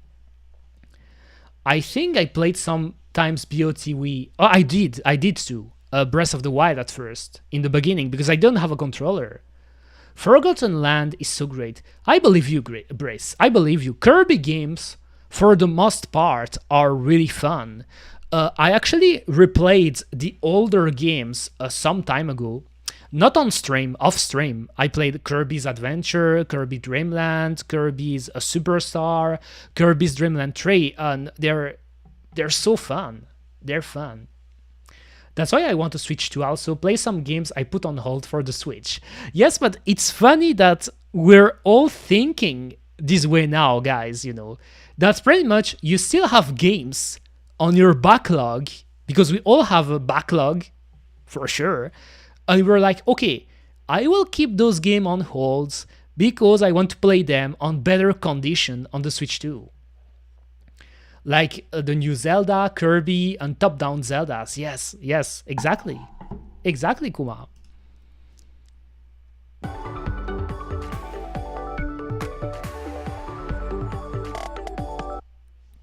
So there is the date in 1 month. June 5, 2025, but you know what's funny? In that video, they didn't announce the price. And the first thing I saw in the comments, I remember in the YouTube chat, that it was a bad sign. You know, people were saying, oh damn, it's going to be expensive. This shit is going to be expensive. Nintendo didn't show the price. In the trailer, it's going to be expensive. And that's what happened.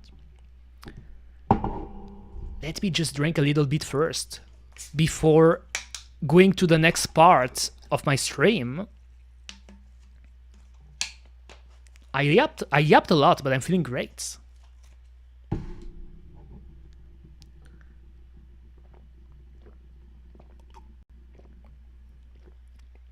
I love water, Kuma.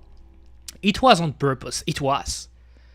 I said it myself, like if you remember well, Volios, because we were watching the video when it was airing. When they didn't announce the price, that's the first thing I said. I said, "Where's the price? Where's the price? What? Where's the price? I'm waiting." That's weird. So how I will do it now? Nintendo, the red brand. Now they updated the Switch 1 to add the new features for some reason. Now the eShop is red, you know. It was orange, but now it's red. They swapped the colors for some reason. And also they introduced that stupid virtual game system that I'm going to explain to you. I'm going to explain to you how it works in a few moments, but I don't like it. So first, let me remove this. I think how I will do it, because I got it here.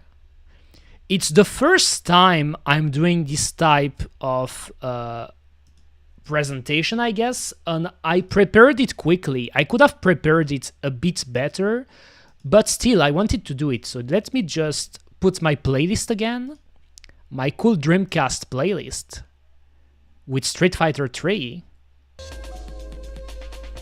I love this game.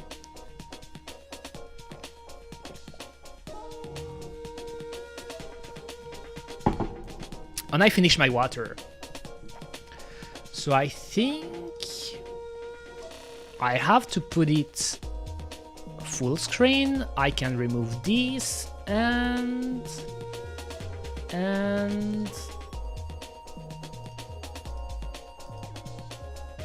let's see if it works. Oh, not this one. How do I capture?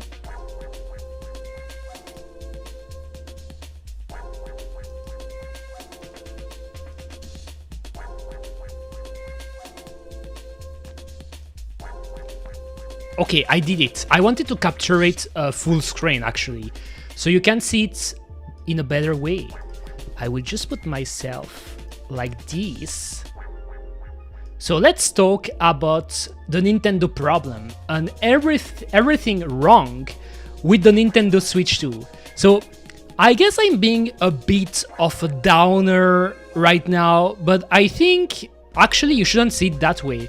To me, it's always interesting to be aware of the problems with the specific products, because at least if you decide to buy it, you know, if you still choose to buy it, you're aware of them, you know, you're at peace with them, if that makes sense. You're at peace with the idea to get scammed, you know.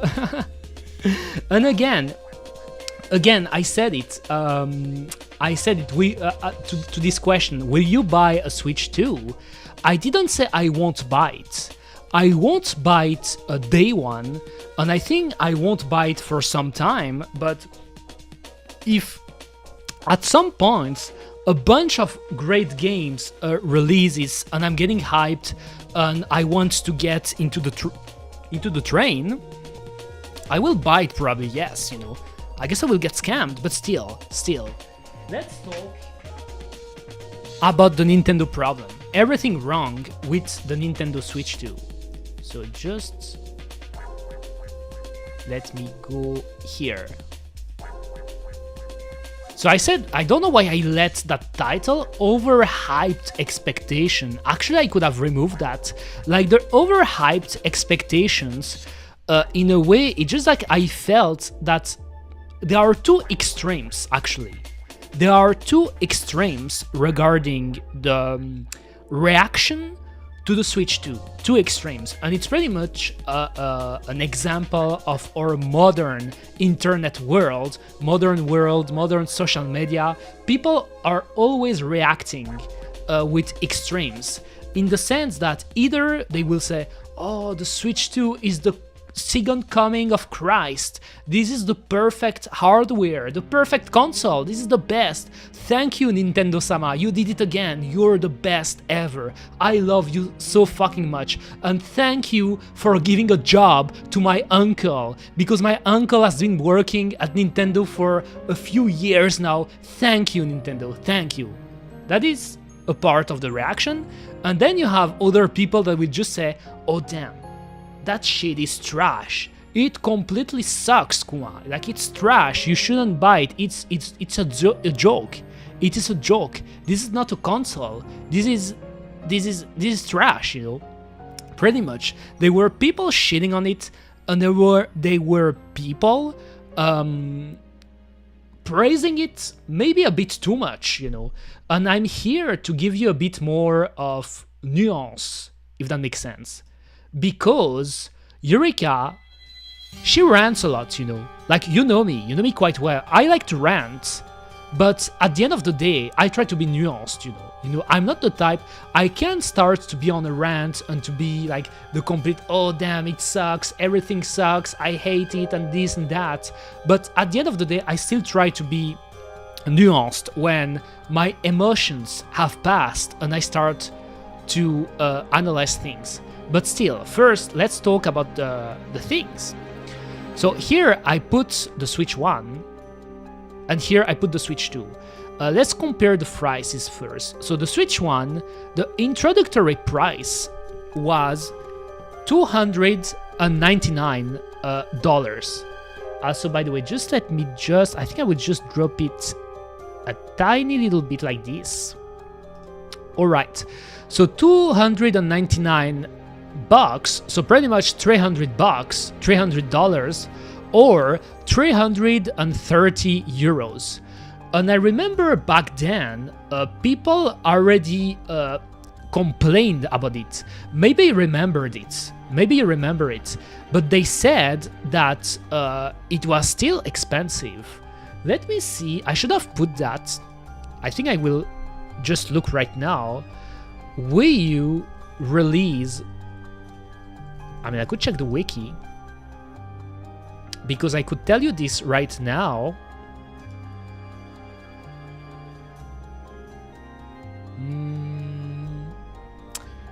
I'm checking this right now.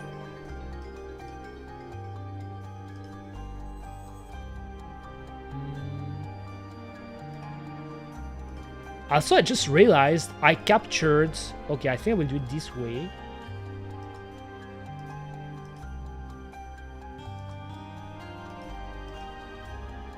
And here...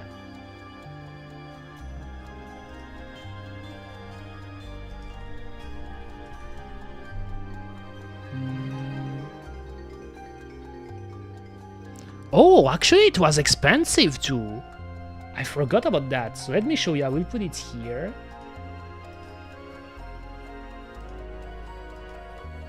So the Wii U. The Wii U introductory price... oh, but that's... Okay, I was looking at the deluxe set here. I was looking at this. But that was $299 too then, right? Like the Switch was $299. And the Wii U was also $299, so I guess that was kind of expensive too, for the basic set. But it got a price cut, as you can see here. It got a price cut, $50 price cut.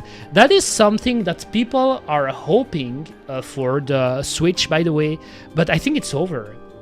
In our era of inflation, everything getting so expensive, food getting so expensive. Any service, anything, I think we won't get a price cut. I would be surprised that if the Switch 2 gets a price cut at some point. I think it won't happen.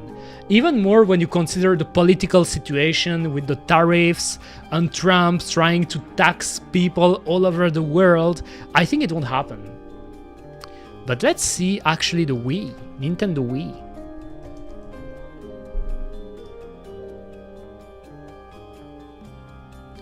So the Nintendo Wii released at $249, you know, and compared why the Wii was really successful compared to the price of $599 for the PlayStation 3. Like Sony was deluded. Sony was fucking deluded during the Generation 7 because it costs more than twice, so not just twice, more than twice the price of a Wii, you know. The pre-orders are already crazy, so they won't have a need to do it. Yes, that's the thing. That's the thing, because it's true that, for example, when they did it with the 3DS, because they did it with the Nintendo 3DS, like, some people have forgotten about it, but the 3DS had a slow start, and because of that, Nintendo cut the price, you know. But Switch 2, everyone just jumped at it. So I doubt it. But even if that wasn't the case, I think they wouldn't do it because of the current situation, you know. Pretty much. Just let me see. All right. So here, I was talking about the price. It released at $299. It was the release price of the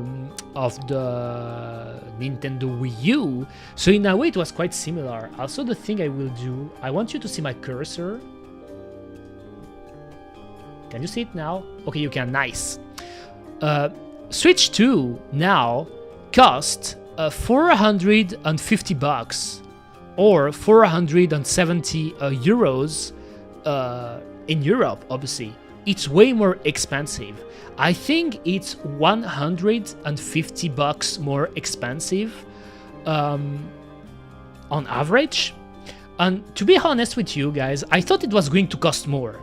Like, I'm so black-pilled regarding the price of electronics and video game hardware that I thought it was going to cost more. My theory, I don't know what you think about it, but my theory is that Nintendo sacrificed the OLED screen to have a price like that.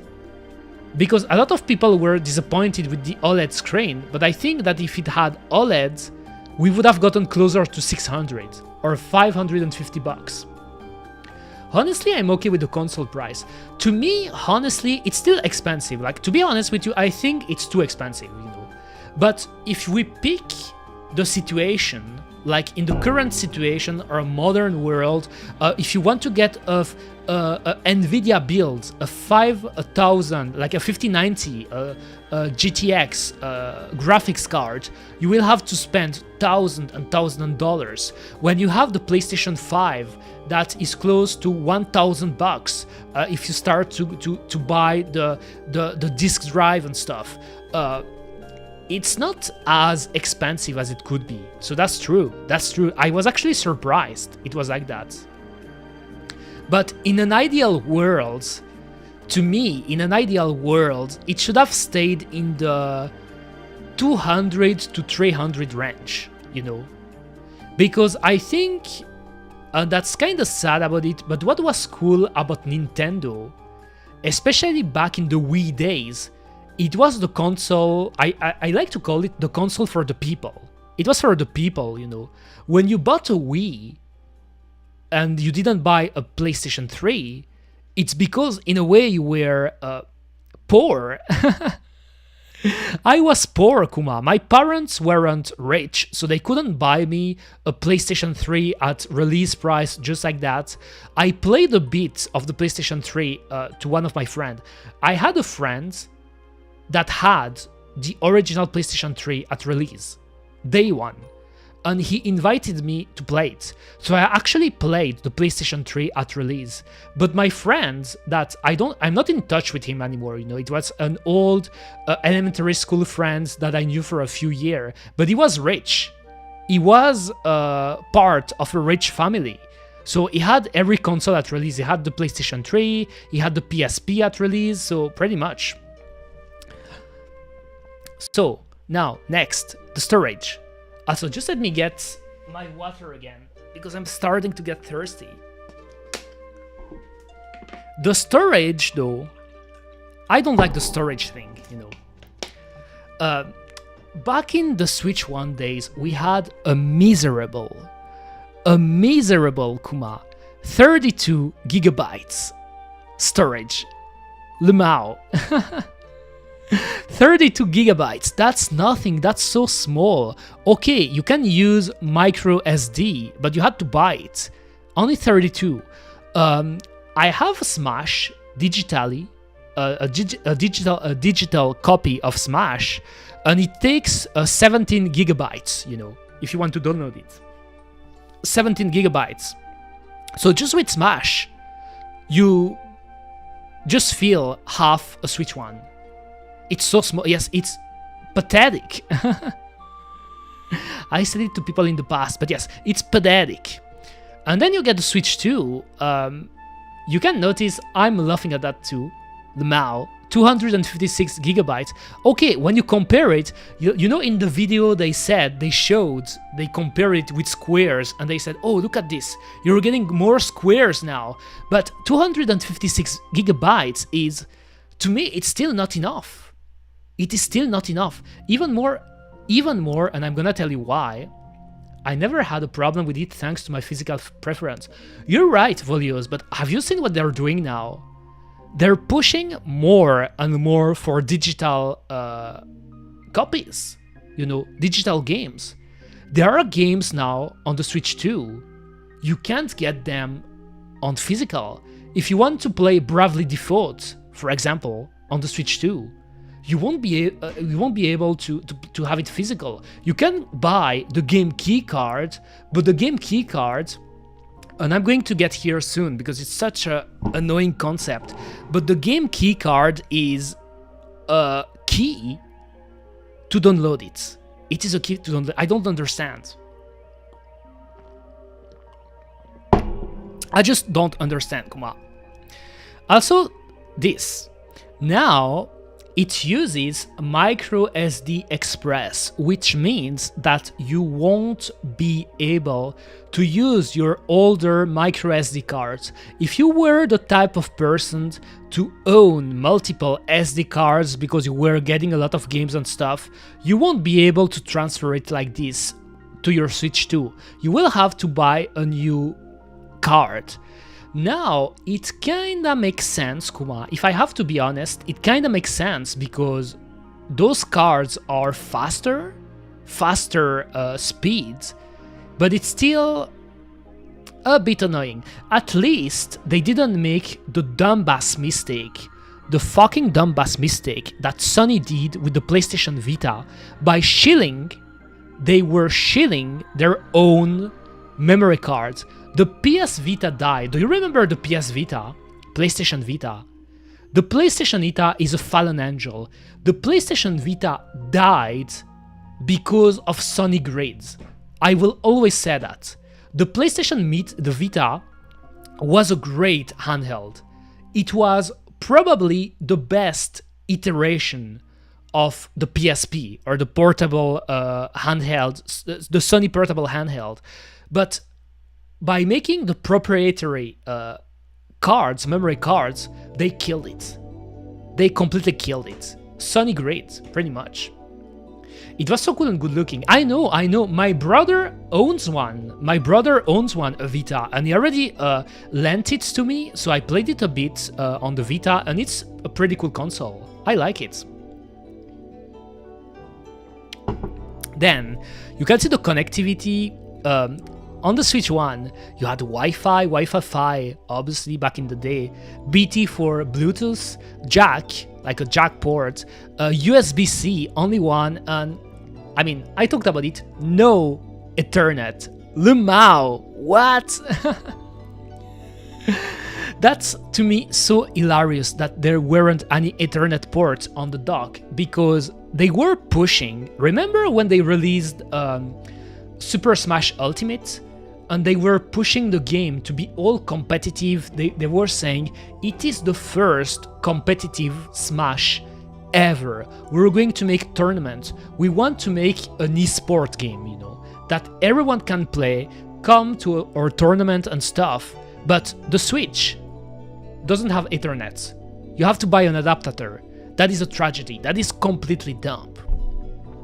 In the case of the Switch 2, connectivity. Wi-Fi 6, so it's the modern standard for the Wi-Fi, pretty much. That's the difference between Wi-Fi 5 and Wi-Fi 6.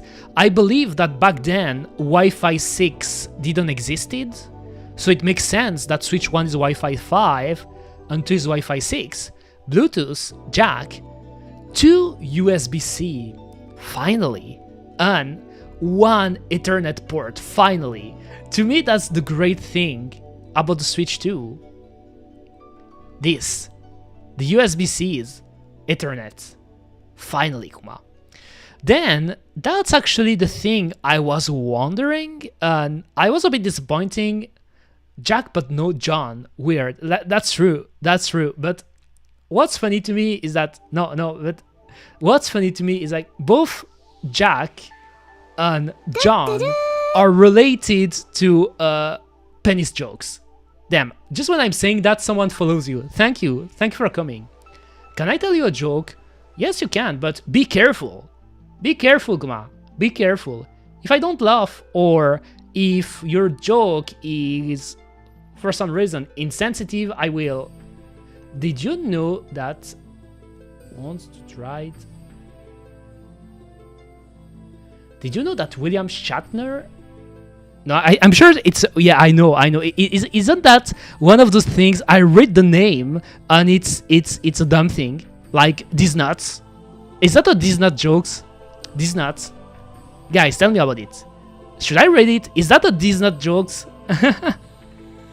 Did you know that William Shatner once tried to start up his own lingerie company for women? Unfortunately, Shatner panties turned out to be a terrible choice for a brand name. I think I got whooshed. Guys. What's the joke? Volios, you got it? You got it? I got whooshed. I think I got whooshed. I mean, I... Help me. Help here. Help a soldier out. Help me. What's William Shatner first? I mean... Help me! I'm bad at understanding jokes at times. Help me. Search him up. Help me. The guy from the Space TV. I don't know what you're talking about, guys. I don't. Search. I mean, I could I won't show it, okay, just in case, I won't show it on stream because I still don't know who's that guy, but I think it's because chat is a derivative. Oh, I was thinking about that, Volios. I was wondering, but okay, let me read it again then. Once try to start. Shatner panties turn out. Okay. I guess I got it. It didn't land with me, but it didn't land with me, but I guess some people understand it. Damn. It didn't land with me. Shatner is a celebrity. I didn't know about that guy. Who's that guy? A Canadian actor? Oh, he's an actor. Oh, that's the guy from Star Trek. Star Trek. Okay, I know that guy. I just didn't know his name. That's why. By the way, disclaimer. I think I said it in the past. I am pretty bad with the name of actors and stuff. Because I've seen some movies in the past, but I really should watch more movies. This is something I said, like movies or TV series, I've said in the past, you know. Because obviously I'm a big weeb, I'm an otaku, so most of the things I've watched are anime related. I even say animation because I'm a big animation fan, so even Western productions like Disney, Warner Brothers, Hanna-Barbera, Tex Avery, you name it, you know. But movies, I'm not that good, Kuma. I should watch more. But yes, I know the guy. Kuma. Okay. I guess I got the joke, but it didn't land with me. I'm horrible with bands, singers of popular songs. I know songs, but not most of the artists. Yes, that's another example. That is another example. But yes, in my case, in the case of actors, it's related to the fact that obviously I haven't watched a ton of movies. I watched movies in the past, but not a ton of them. And I know a bit more about directors, you know. Like directors, more than actors, if that makes sense. Obviously, I know about the big ones like Tom Cruise, Denzel Washington, DiCaprio. You know the big names, you know. The big names, I know about them. But some of the big names, like for example, that guy from Star Trek, I didn't know his name. I know the character, but I didn't know his name. I'm better with actors. That's cool. I wonder if there is like a game with that, like that, where you have to guess actors. Well, anyway, I was talking about battery life. The Switch 1 is 9 hours. The Switch 2 is 6.5. And to me, that was a bit disappointing because Switch 2 is a handheld. At least they present it to you as a handheld, because I have something to say about that, but it's a handheld, like the Switch 1. So ideally, you would want a big battery life, you know. But it's actually shorter. It's a shorter lifespan. And I think it's a fail. It's disappointing. To me, it should have been either it should have been the same, 9 hours, or it should have been more. But less, I think it's bad. And then, as I said, no OLED screen, which means they will scam you in the future with a new OLED Switch 2. Hey, they will scam you. They will scam you again, you're going to see. But what I mean by that is that, to me it's a bit weird, because in my case, I'll be honest, I don't care about OLED. And I'm gonna tell you why. I don't care about OLED screen because I rarely play my Switch handheld. I almost always play my Switch dock, and I know that with the Switch 2 it's going to be the same. But to me, it's quite funny that a lot of people are complaining about the Switch 2 not having a OLED, but they pre-ordered it, you know, they got it. So it means that those guys will buy another Switch when they make it.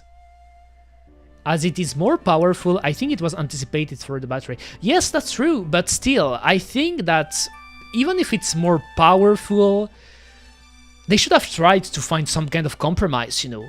like, yes, it is powerful, but I believe the batteries got a bit better with the times too, you know. I mean, it's still not bad, but 6.5 hours, it's not even a day. It's not even a full day. Back in the day when I was playing my Game Boy, I could play it from the morning to the late evening. Here, with 6.5 hours, that's not enough. なるほどね。It's HDR at least, better than the colorless Switch one. Oh, that's true that the Switch one screen was mid. It wasn't the best. I agree. I agree, Kuma. Okay, alors, here, I said alors. My French is sleeping. So here, hybrid design flows. So here, I was going to say it again. Here, it's pretty much my point of view regarding the Switch concept. It is my point of view regarding the Switch concept. Maybe you won't agree with me because you won't see it as a big problem and stuff, but that is Eureka's point of view. What I don't like about the Switch and the hybrid concept is, to me, by trying to make the Switch a handheld and a home console at the same times, it's neither of those. It is neither of those. To me, it's a weird in between. And with the Switch 2, it gets even more apparent. Because, and let me just put the music a little bit higher like this. Alright, so as I said, with the Switch 2, since it's bigger, because again, the Switch 2 motto, bigger is better, Kuma. It's bigger, so it has a larger size and it compromises its portability. You will have in your hands a bigger console, a bigger screen. It's fat, it's big, it is too big. You can't put a Switch 2 in your pocket. I have to remind you guys that originally, the idea of a handheld consoles was to be able to put it in your pocket and take it with you everywhere. That was the case for the Game Boy. That was the case for the Game Gear. That was the case for the GBA. That was the case for the DS. That was the case for the WonderSwan and WonderSwan Color. That was the case for the PSP. The PSP was bigger, but you could still fit it in your pocket or even in a jacket pocket, you know. But the Switch 2, where do you fit that? Where do you fit that? Now, most often you need a pack. I have one. I have the package for the Switch that I sometimes uses when I take my Switch with me when I go on vacation. For example, when I go to Spain. It's practical, yes, but to me, it's not a handheld anymore. To me, pick handheld consoles where you took, for example, your GBA or your Game Boy on your pocket. You go outside, for example, on the park, you meet up with your friends and you play Pokemon. You play games, you're chilling, and you can just fit the console in your pockets. To me, that's really what a handheld was supposed to be. And to me, that's the downside of the Switch, personally, you know, and one of the reasons why I mostly play the Switch docked. So, as I said, it's no longer truly a handheld. 3DS, new 3DS was a better experience. I also miss the GB, GBC, GBA era. Triple explanation point, and I put them here because I love it. To me, I have a big love and nostalgia for the Game Boy era, you know, pretty much, because I love it. I love handhelds, you know, good handhelds. It's not comfy to play with in bed. It's too big and heavy like my confidence, obviously, like my confidence. It's too big and heavy, like my confidence. But I don't know how much you've played with the Switch 1 on your bed or on portable, but in my case, it's tiring me, you know, it's tiring me. The few times I did it, for example, when I was playing NES, SNES games on the Retro app, Or when I was playing other games, like for example, recently I was playing the Steam World Dig games, and I played in handheld, but sometimes my arms and hands are getting tired because I think the screen is big. The Switch 1 screen is already too big for a handheld to me. So with the Switch 2, I'm hella sure it's going to be too big for me. Too big, Kuma. You can't even fit the console in your pocket anymore, as I said. That's a shame. Pain, Kuma. Here. A pretty illustrative image. It's bigger. Bigger is better for Nintendo. It's a big black console, pretty much. A big black console. They made it. That's what they did. They fall for the meme. The big, the BBS. The big black Switch. I said it. But yes, it's too big, you know. Like, look at the size compared to this. So it means you have to hold it, your hands will be more farther to each other, and I don't know, it doesn't sound that comfy to me, you know. Here, pretty much a history of the Nintendo handhelds, you know. So you get the Game Boy Pocket. There was also the Game Boy Light. I think this one is the Game Boy Pocket, I believe. I don't know if it's the Game Boy Pocket or Light, one of the two, but one of the variation of the Game Boy. You get the Game Boy Color, Advance SP, the fat Nintendo DS, and then here it's a new 3DS, but in between you had the 3DS and the 3DS XL, you know. And all of those handhelds, no exceptions, fit in your pockets. Specifically, the Game Boys. Where's the Mini? Oh right, there's the Mini too. There's the Mini. There's the Mini. That was cool too. And there is the Micro. There's a Micro too, the Game Boy Micro. I like that one too. I never owned one, but it was top. Yeah, Micro. That's a Micro. The Micro was nice because they made really cool collector edition of the Micro. Let me see if I can show you. There is one I really like. It's a Micro.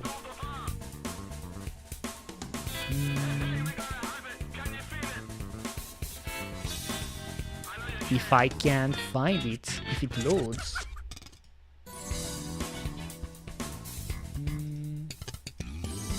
Here. They made one for Final Fantasy IV. I believe it's Japanese exclusive. I know they did one for Mother too, I believe. Yes, they did one here. And by the way, they're so expensive now. If you want to get a Game Boy Micro now, it is so fucking expensive. That is a shame, Kuma. That is a shame, but here. I like this one too. It's a cool looking one. I like it actually. I like how it feels like the painting is like dripping like that. I don't know, that's so weird. Some kind of weird aesthetic, but I think it looks cool.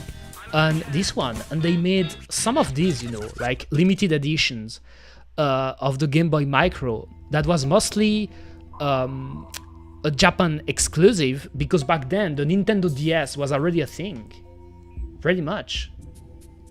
That one must cost a Jeff sneaker now. For sure. For sure.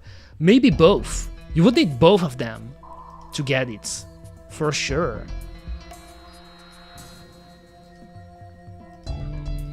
Here, the handhelds. So yes, that's what's a bit disappointing to me. Here you get the Sony handhelds, but let me just go back first here. As I said, to me the peak were really this era, you know, this evolution. Because to me a handheld should be, you should put it in your pockets. Pretty much. That's my opinion, Kuma. The Switch 2 doesn't fit in your pocket, and that's annoying. Then you got the Sony handhelds, and you can see behind me the PSP Go, you get the PSP, the several variations of the PSP, because it had several versions of it, but it kept quite a similar design. It could fit in your pocket.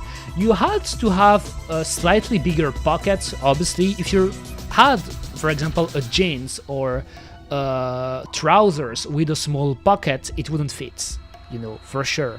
But it was still, you could still fit it, for example, in a jacket pocket, you know. It was still a handheld.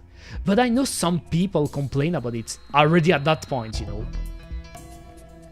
And then you have the Game Gear, my beloved. The Game Gear was insane. I always talk about that.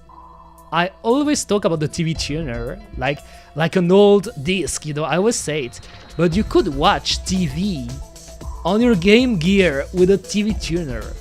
What the fuck?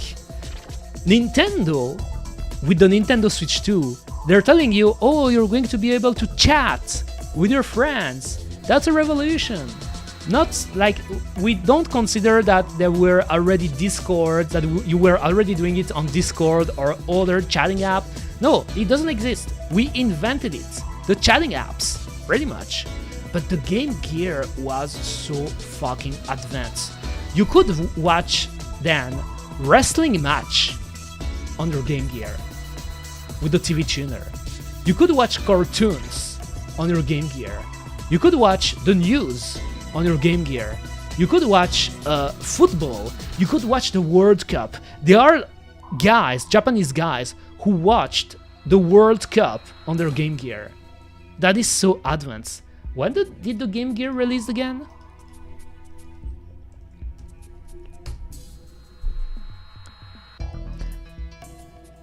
That is insane. 1990. The Game Gear released October 6th, 1990. I don't know if you realize how old this console is. How old it is, and it was so fucking advanced. That's pretty much the story of Sega, you know. Like, they made console from the future, you know. It feels like they imported the tech, alien tech, you know. They met up with the aliens, and then they got their tech, and they were inputting them in their console. But 1990, what the fuck? 1990, Capcom was still releasing their old as shit Mega Man games. In 1990, Capcom was still in the loop of releasing old as fuck Mega Man games that all look the same, and next to it you had Sega, who were really advanced with their arcade games and were making console like the Game Gear, where you could watch wrestling matches and cartoons with the TV tuners. And they died. Sega died. I mean, they're still alive, but they don't make consoles anymore. That's sad. Pain, Kuma. And then you get the Steam Deck. The Steam Deck, but I like to say the Steam Deck, you know. You should all gift me a Steam Deck. A fat Steam Deck. But yes, the Steam Deck is fat. The Steam Deck is fat. I mean, the concept is cool because it's pretty much a Switch where you could play your Steam library for the most part. But look at how fat it is. Like, I like to joke about it and tell people that they should gift me a Steam Deck because I absolutely need a Steam Deck, but honestly, that's too fat. My hands and arms are already complaining when I play with my Switch 1. My normal, standard, original Switch 1. So with a fat Steam Deck, come on. He's a fat ass, pretty much. He's fat. Now, online service is still a scam. It is a scam. No matter who does it. Here, obviously, it's not only Nintendo. If anything, Nintendo was the last to implement it on their console. But to me, the idea of paying for an online subscription to play online games is a dumb concept. And more than a dumb concept, it is a travesty. It is a scam. It is a scam. When Microsoft did it first, it was a scam. When Sony did it with the PlayStation Plus and PlayStation 4, it was a scam. When Nintendo does it, it is a scam. You can now, on your laptop, on your computer, you can play any fucking game you want online for free, quote unquote, because obviously you have to pay for the internet subscription, your internet subscription, but you're paying for it. Then you can do whatever you want with it. You can download stuff, you can play games, play fighting games and stuff. You don't have to pay a subscription to Steam in order to play online games. So why the fuck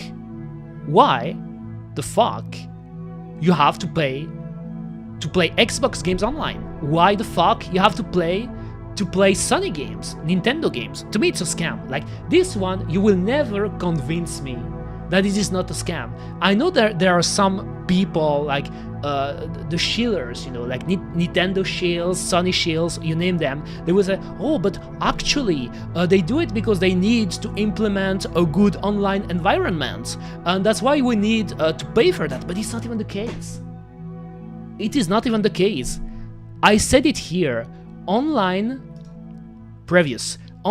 is still an absolute joke. Nintendo's netcode implementation is garbage. The words may sound harsh, but it is the case. It is the case. It is the case. I forgot a word. I have Smash Ultimate Online PTSD, Kuma. It is garbage. Download Fightkit right now. You download Fightkit and you start playing Vampire Saviors, Street Fighter, any fighting game or any online game on Fightkit. It's flawless, you know. It is not the same as the offline experience, but it's the closest you could have to a good online experience. Nintendo is on the opposite side of the spectrum. I always hated playing Smash Ultimate Online because of this. I thought you were going to say my fingers are already complaining when I play with myself. Did I say that? Did I really say that? Was it that confusing? I mean, Boris, I have a pretty good stamina, you know. My stamina is pretty good. Pretty good. It's just like the way you're holding it, you know. When you hold a fat ass Steam Deck, or you hold a fat ass Switch, it's too fat, it's too big, so it's tiring. It's not the same as holding your confidence, you know. Not the same. It's not the same, Kuma. Nice too. Hello. How are you? I have a problem with my headphones, so I can't hear you. Can you reply to me in chat? I will really appreciate it. I mean, that would be a bit annoying to do, I guess. The thing I want to do in the future though is implementing closed caption in my stream.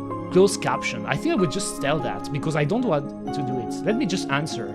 I will be kind and answer something, but that will be by only answering the chat because it's not the more practical. So, sorry, I won't be able to do it now, but I plan to implement, and I'm not even joking, you know. Here it's not a joke. What I'm saying right now, I thought about it, the closed caption, you know, because you can implement a closed caption, so subtitles on your stream. So it's not a joke, believe it or not. I plan to implement closed captions on my stream in the future, Kuma. Thanks for the follow, though. That's what I'm going to say. It would be cool captions for cases like this. Yes, I want to do it. I want to do it. Like, for example, here, like, the headphones problem is a bit funny, but let's say if it's someone who was deaf, who told me that, I would gladly do it, you know, because I know there are more and more people that have some kind of handicap that watch your streams more than you could expect. So that's why I want to implement the closed captions. That way, if someone wants to watch me and they can't hear me, they can't hear my ranting, my screaming, you know, and everything, they can read the subtitles. So I think it's a good idea, you know. But writing myself every time, that would be a bit annoying. Some just struggle to hear words if they aren't comfortable. That's true too. That's exactly right, Volios, you know. That's true, but I want to do it. I will do it. That's one of my project, actually. I was looking at plugins to implement them, but I want to do it. For sure. Okay, what I was saying. Oh, right. The expansion pack is a scam. Because N64 emulation isn't optimized. I believe, like, in general, it's pretty notorious that N64 emulation isn't optimized to begin with. Like, even if you do it on PC, it is not optimized. But there are several videos showing you the comparison between the Switch emulation and the PC one, and Switch has a lot of problems, you know. They're drip feeding you new games. You could add the entire GBA library in one update, but Nintendo will never do it. I have a story about that. I told it in the past. I was in a server. I used to be in the server. I mean, I'm still in that server. In that server, let's say they had a lot of Nintendo fans, you know. It wasn't about Nintendo, but they had a lot of Nintendo fans. And it was back then when they announced, Nintendo announced, we're going to release a Game Boy and Game Boy Advance apps. And then they showed the games. And I think it was only 4 games for the Game Boy, 4 games, and 2 games for the GBA. And I was like, immediately, I was like, it's a joke. It's a joke. It is a fucking joke. No, you can't do that. You can't. Why? Like, even if you don't want to release them all at once, they could have released way more. Why aren't you releasing 10 games? 10. To me, they should go with 20, but why not even 10 games? They only released 4 miserable games. And I went on a rant and I said, come on, what the fuck? I was still in middle school, and true story, I was in middle school, and I had the entire GBA library on my smartphone. And every time before PE, so physical education classes, since we were going outside and we were waiting at the stadium pretty much, because we were doing sometimes physical education at the stadium, we were waiting with the teacher, and every time we were waiting, I was playing Game Boy games and Game Boy Advance with my friends on my smartphone. And we did it a lot of time with a lot of games. I had the entire GBA library running well on my smartphone. So why Nintendo can't release it? And there was a guy, and that guy was annoying, you know. He told me, oh, but actually, do you know that they have to do a Q&A? Do you know they have to do Q&A, quality assurance, for all of these games? Do you know that it's taking some time to do it? And I was like, bro, dudes, come on. Are you seriously telling me that? Is it seriously your argument to justify this, to defend this? Of all the arguments, you're going to tell me that? Q&A. I mean, yes, I understand that they have to test them. 100% understandable. But, I mean, it's not rocket science. It is not like they're trying to solve a nuclear equation. The GBA emulation was a thing since early 2000s. since early 2000s. I could understand if the emulators were still wonky and stuff, but that's not the case. That is not the case. That is not the case. You could emulate 99% of the GBA library on anything. Yet they still have launch games, exactly, like OOT at some launch. Yes, exactly. Some N64 games too. For sure, I don't understand.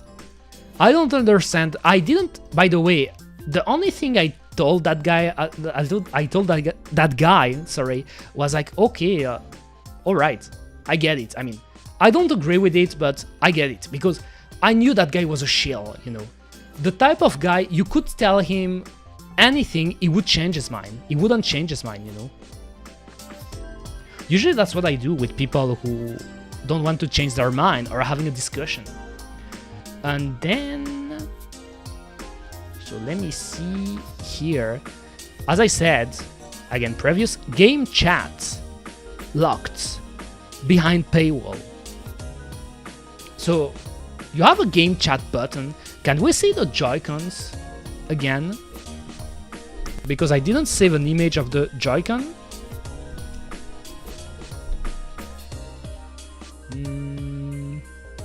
Let me show you.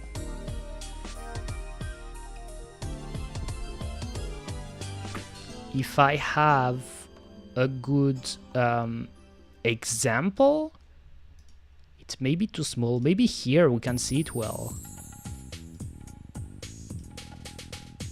If it loads, Kuma.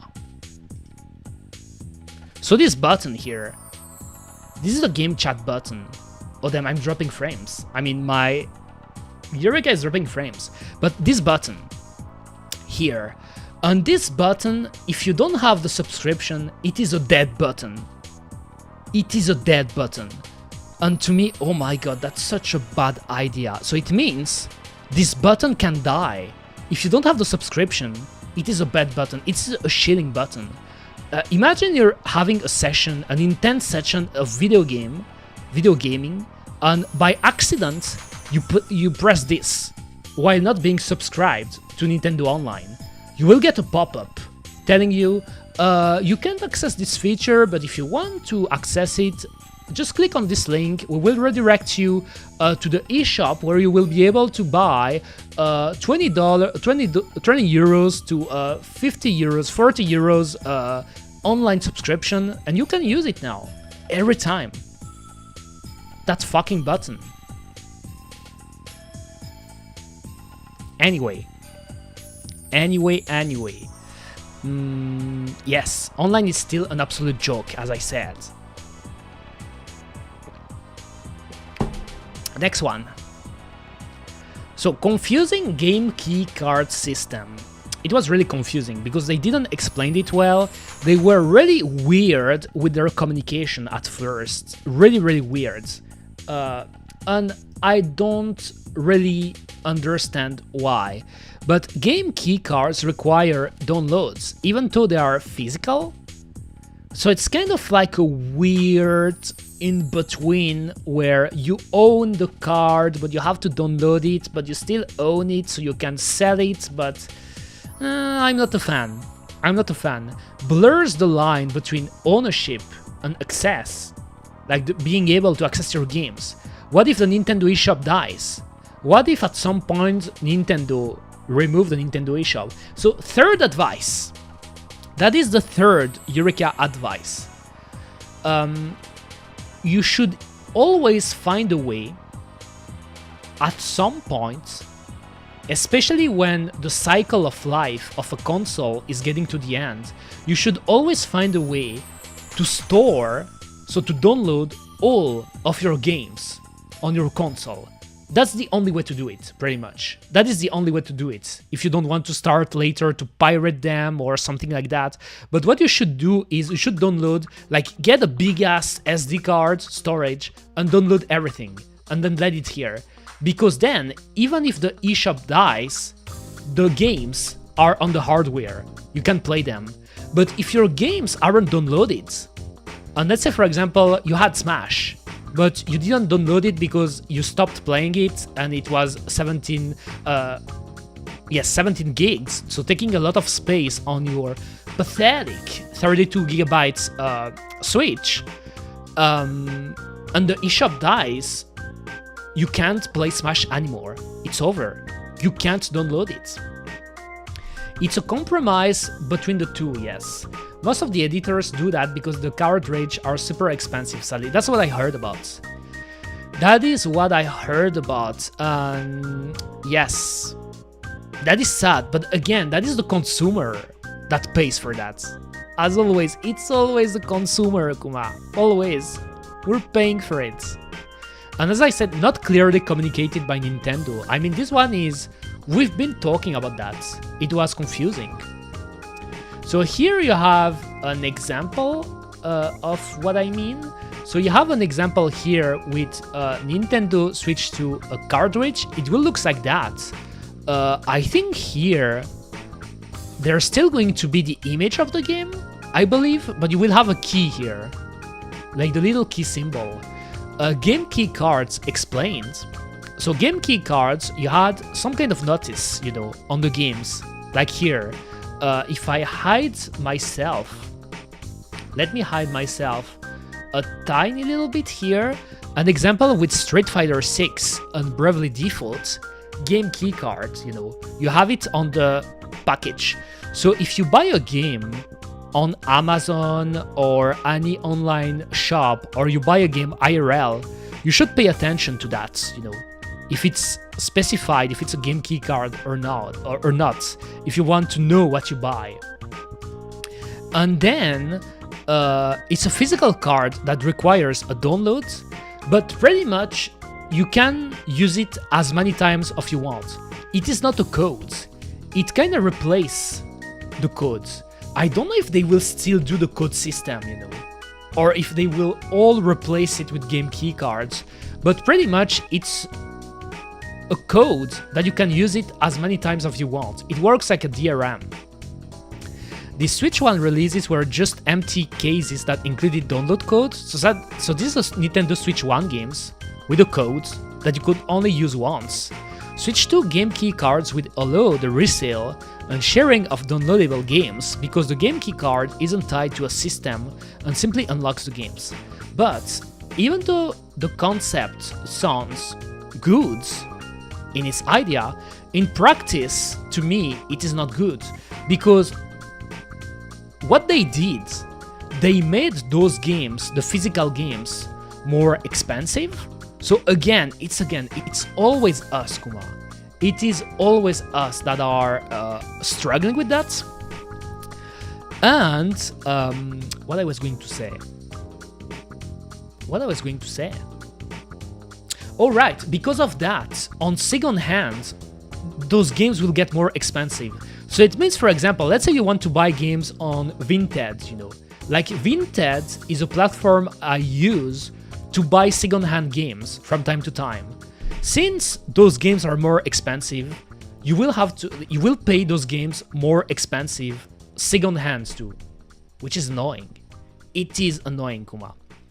And these are the normal cartridge, pretty much. So Zelda, Bonanza, Donkey Kong Bonanza, pretty much the normal cover. So you have to pay attention to what's on the cover now. And I'm sure I can tell you this right now, guys, a lot of parents, they won't care about that, they won't pay attention. So there will be still a lot of confusion when the game releases. For sure, Kuma, it's too confusing. This is a list of games that will be on keycards. So you can see game like Bravely Default. It's a 3DS game. The game is less than 10 gigabytes, but Square, in a typical greedy fashion, they only put it on the keycard. Bravely Default. Puyo Puyo is not a big game, so that's a shame. Sonic and Shadow Generations. Suikoden, the remasters. Nomudaga's Ambition. I think that is Nomudaga's Ambition. Yakuza 0. Kunitsugami, that is the Capcom game that they released not that long ago. All of those games will be on a game keycard. Unfortunately, Kuma. And then, did I skip one? No, I didn't. The virtual game cards. This one, I also have something to say about that. I tried the system, actually. I tried the system. So, to put it into context, before the virtual game cards existed, you could share your games between switches. You could, for example, connect your account to another switch, and if you put this account as a main console, like the main console, you could share your games. That's pretty much what I did with my brother, you know, because my brother got a Switch later than me, and I had some games, digital games, like for example the 3D Mario games that could only be bought digitally, because my brother wanted to play Galaxy and stuff. So I shared it, and it was working quite well. And then Nintendo did the update, introducing the virtual game cards, and I couldn't access my games anymore. I kid you not. Because I had, recently I was playing Suica games, I was playing Steam World Dig 1 and 2, and I was playing a Nintendo World Championships, and all of those games I got them digitally and I couldn't access them since the updates. Because with the virtual game cards, it's considered as like a physical game. You had to lend it, and when you do it, it's only for 14 days. 14 days is nothing. 14 days is nothing. Why is it only 14 days? To me, it's a joke. Restrictions make it more complex than useful. I believe that. I believe that. There is a way to actually circumvent this limitation, as I said before, but it's confusing, you know. It's a hidden option actually on your Switch profile, and they didn't talk about it. They didn't talk about it on the Nintendo Direct, on the Switch announcement. They didn't talk about it. You can actually go back to the old system, like a mix of the virtual game cards and old system, but they didn't talk about it, which is a bit scummy, if you ask me. And then unnecessarily complicates sharing games. Really, I tried it recently with my bro, and it can be confusing as fuck. I did, because I feel not a lot of people are talking about the virtual game cards, because not a lot of people have brothers or sisters or friends. I feel like a lot of people won't be using that for some reason, this system. So the outrage isn't as big as you could expect, but if you're using it, it is confusing. Here, example. So pretty much you have your collection of purchased digital software, and what is really dumb that they did, let me just put the music a little bit higher. It's nice when you have close people with Switches. Yes, in the same household, it is nice. In the same household, I guess. But in our modern worlds, families can live in different places, you know. Like my brother doesn't live in our household anymore, but he's still my close family, you know. He's my brother. He's my blood brother, Kuma. So it's a bit annoying that you can't lend them easy, because you have to get close. That's the thing with virtual game cards. You can only trade them. It's like if you trade them hand to hand. The switches have to be close to each other, otherwise it doesn't work. So you have your collection, and you can choose to load each games on a system. Like for example, this is your game, this is your Switch. You load it here, and here you land Splatoon 3. Yes, really, you didn't know, Valios? You didn't know about that? For sure. I tried it. At first, I wanted to load my cards from my Switch, and Nintendo told me, if you want to do that, get close to the other Switch. Get closer. And I was like, oh my god, what the fuck? What the fuck? I can't access my game. I can't access my game. It's a nightmare. I can't access them. But by family group, it means, I don't know what they meant by family group, actually. I really don't know what they meant by family group.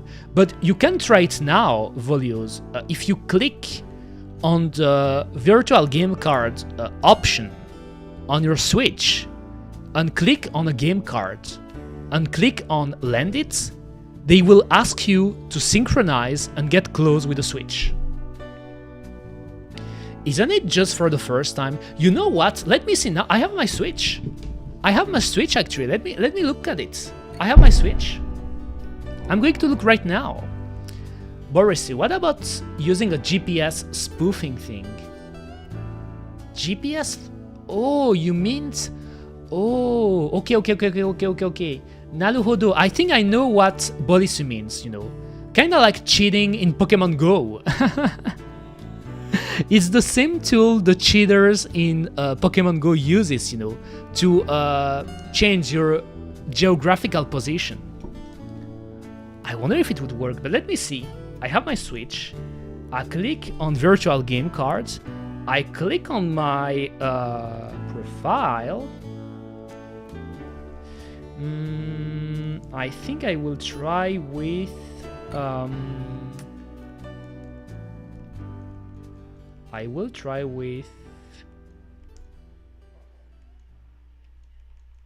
Puyo Puyo. It's true that I shared Puyo Puyo with my brother, so let's try with Puyo Puyo. I'm looking at it. So I click on Puyo Puyo Tetris 2, the game, loads to this console.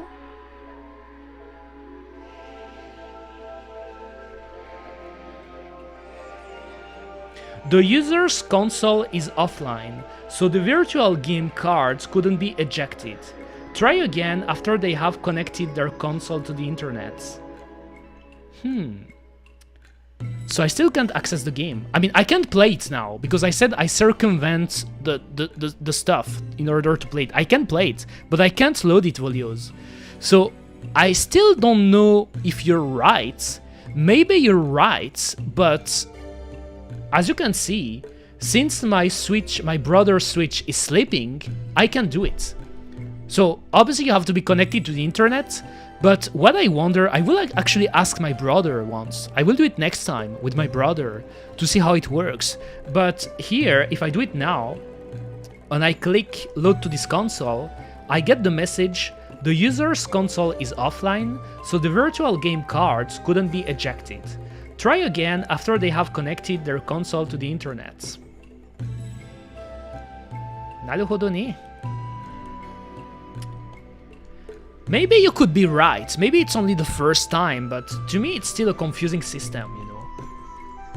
It is still a bit confusing. I hope you're right though, because if you're right, Volios, if you're right, it's a bit less painful to lend games and stuff. If you're right, then that's good. That's a good thing. Alright. What I was saying though. Alright, I was talking about this. Damn, sometimes I just lose my memory like that. Backward compatibility. Oh, that's the one I was talking. We're getting close to the end, by the way, guys. We're getting close to the end. So, not all Switch games are supported. That is taken textually from the Nintendo.com website, you know. I didn't take this from a news, someone who shared the news and stuff. I went to the source. You can see it in the Nintendo website. The Nintendo Switch 2 system's hardware is different. Pay attention to the words. Is different from Nintendo Switch. And some Nintendo Switch games may not be supported on or fully compatible with Nintendo Switch 2. It's not me making stuff up, it's from the website. If you go to the website, you just type Nintendo Switch 2 backward compatibility and you will see it. There should be Joy-Con compatibility issues for some games, that's what I read about it. So that was my advice. Keep your original Switch. don't sell it. And here, that's a graph that I found on their website. It's a confusing graph. I don't like that graph. I don't like that graph because when you look at it, you're like, oh, most games are working. But that's not the case. The colors are weird. Obviously, they focused on Nintendo games. Like, to me, it makes sense that Nintendo will focus is... And let me just drop the music a little bit. But they will focus their efforts to optimize Nintendo Switch game. Pretty much. They will focus on it. So, usually, there's one exception of a Nintendo game not working, and it's the Toy-Con game. The Toy-Con game won't work on Nintendo Switch 2. They pretty much confirmed it, you know, because it's too gimmicky. And then here, for the partner games, you see this, and you're like, okay, everything is blue. But it's not the same kind of blue. You can see it on the right. Let me just hide the chat for a little bit. So no issues found during basic compatibility testing, or issues are planned to be... Like, it's not even one... Look at this here. It doesn't even mean perfectly compatible. It's no issues found, but or... There is a or. Issues are planned to be addressed. So the blue here doesn't necessarily means that it's 100% compatible. Then you get lighter blue. By the way, weren't you Volios? Weren't you colorblind? I think Volios is colorblind, so maybe that's not the best graph for him, but games can be started. Further test in progress. This light of blue. And then here, game is playable. Game previous. Why did I click? Game is playable with issues in certain parts of the game. Please see below for a list of titles. Then orange, issues were found during startup. And then red, not compatible. Sometimes console games are ports, hacky emulated into another... Yes, exactly. Like usually ports are... They try to make a way to make it run on a later console. Pretty much, Kuma. But I am lol, but I can see that difference. Okay, that's good. That's good, Kuma. I believe blue, from what I heard, blue is a good color for colorblind people. That's why Facebook is blue, because Mark Zuckerberg is colorblind, and because of that, it chose blue and white for the colors of Facebook. I think that's the story regarding Meta and Facebook. I can show you the sites though, that could be interesting.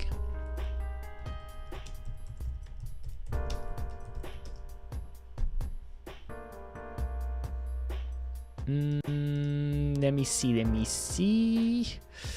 Nintendo Switch 2. Hey Eureka, I know what your next stream is gonna be. Tell me about it. Tell me about it, Borisu. Because I can take recommendations too. I have my my plans, my schedule. Orange eating ASMR. Oh, it's true, I still have... Oh my god. I don't have orange with me now, but you should remind me. Borisu, you should remind me. Tell me more about it, I won't forget. It's actually coming from a time like Eureka V1. That was the gimmick of Eureka V1. Eureka V1, when I used to stream back then with my previous evolution, I used to take breaks, and during those breaks I was eating oranges a lot, and some of my viewers noticed that I was eating oranges all the time, and they said, damn, you like oranges, Eureka. Borisy farmed hard. Yes, Borisy has, I think he should have 1 million points by now, something like that. 1 million. So maybe I should add higher tiers for the channel points. So let me show you quickly. Here. Right here, as you can see, this is the website from Nintendo. It is Nintendo website, so it's not a fake-ass website. It is the the maker, the OG one. And you can see the graph here. They released PDF files with each games that have startup issues. If I click on this one, for example, Nintendo games with startup issues on Nintendo Switch 2. And for some reason, it made me lose frames on my model. It doesn't like PDFs, but look at this. The hamster, like, port of games. Why am I losing frames? Nani? What if I switch here? Oh, that's so weird. Oh, because it's still loading. I think it's because it's loading, but Nani? That's a weird PDF file. Okay, no, it was loading. Look at that. When it stopped loading, now I'm smooth again. Fat ass PDF, exactly. Like here, those are the arcade archives. I have some of those games, you know. Like, I would recommend those games if there is an arcade games that you really love. This series made by Hamster, like that's a funny name, Hamster Corporation, they're great. But you see, there are a ton of games actually. Is there one of the games I have? Oh, people won't be able to play Dig Dug. They won't be able to play Dig Dug on Switch 2. I mean, not a big loss. Dig Dug is a dumbass name. Why did they call it Dig Dug? I mean, it's a funny name, but damn.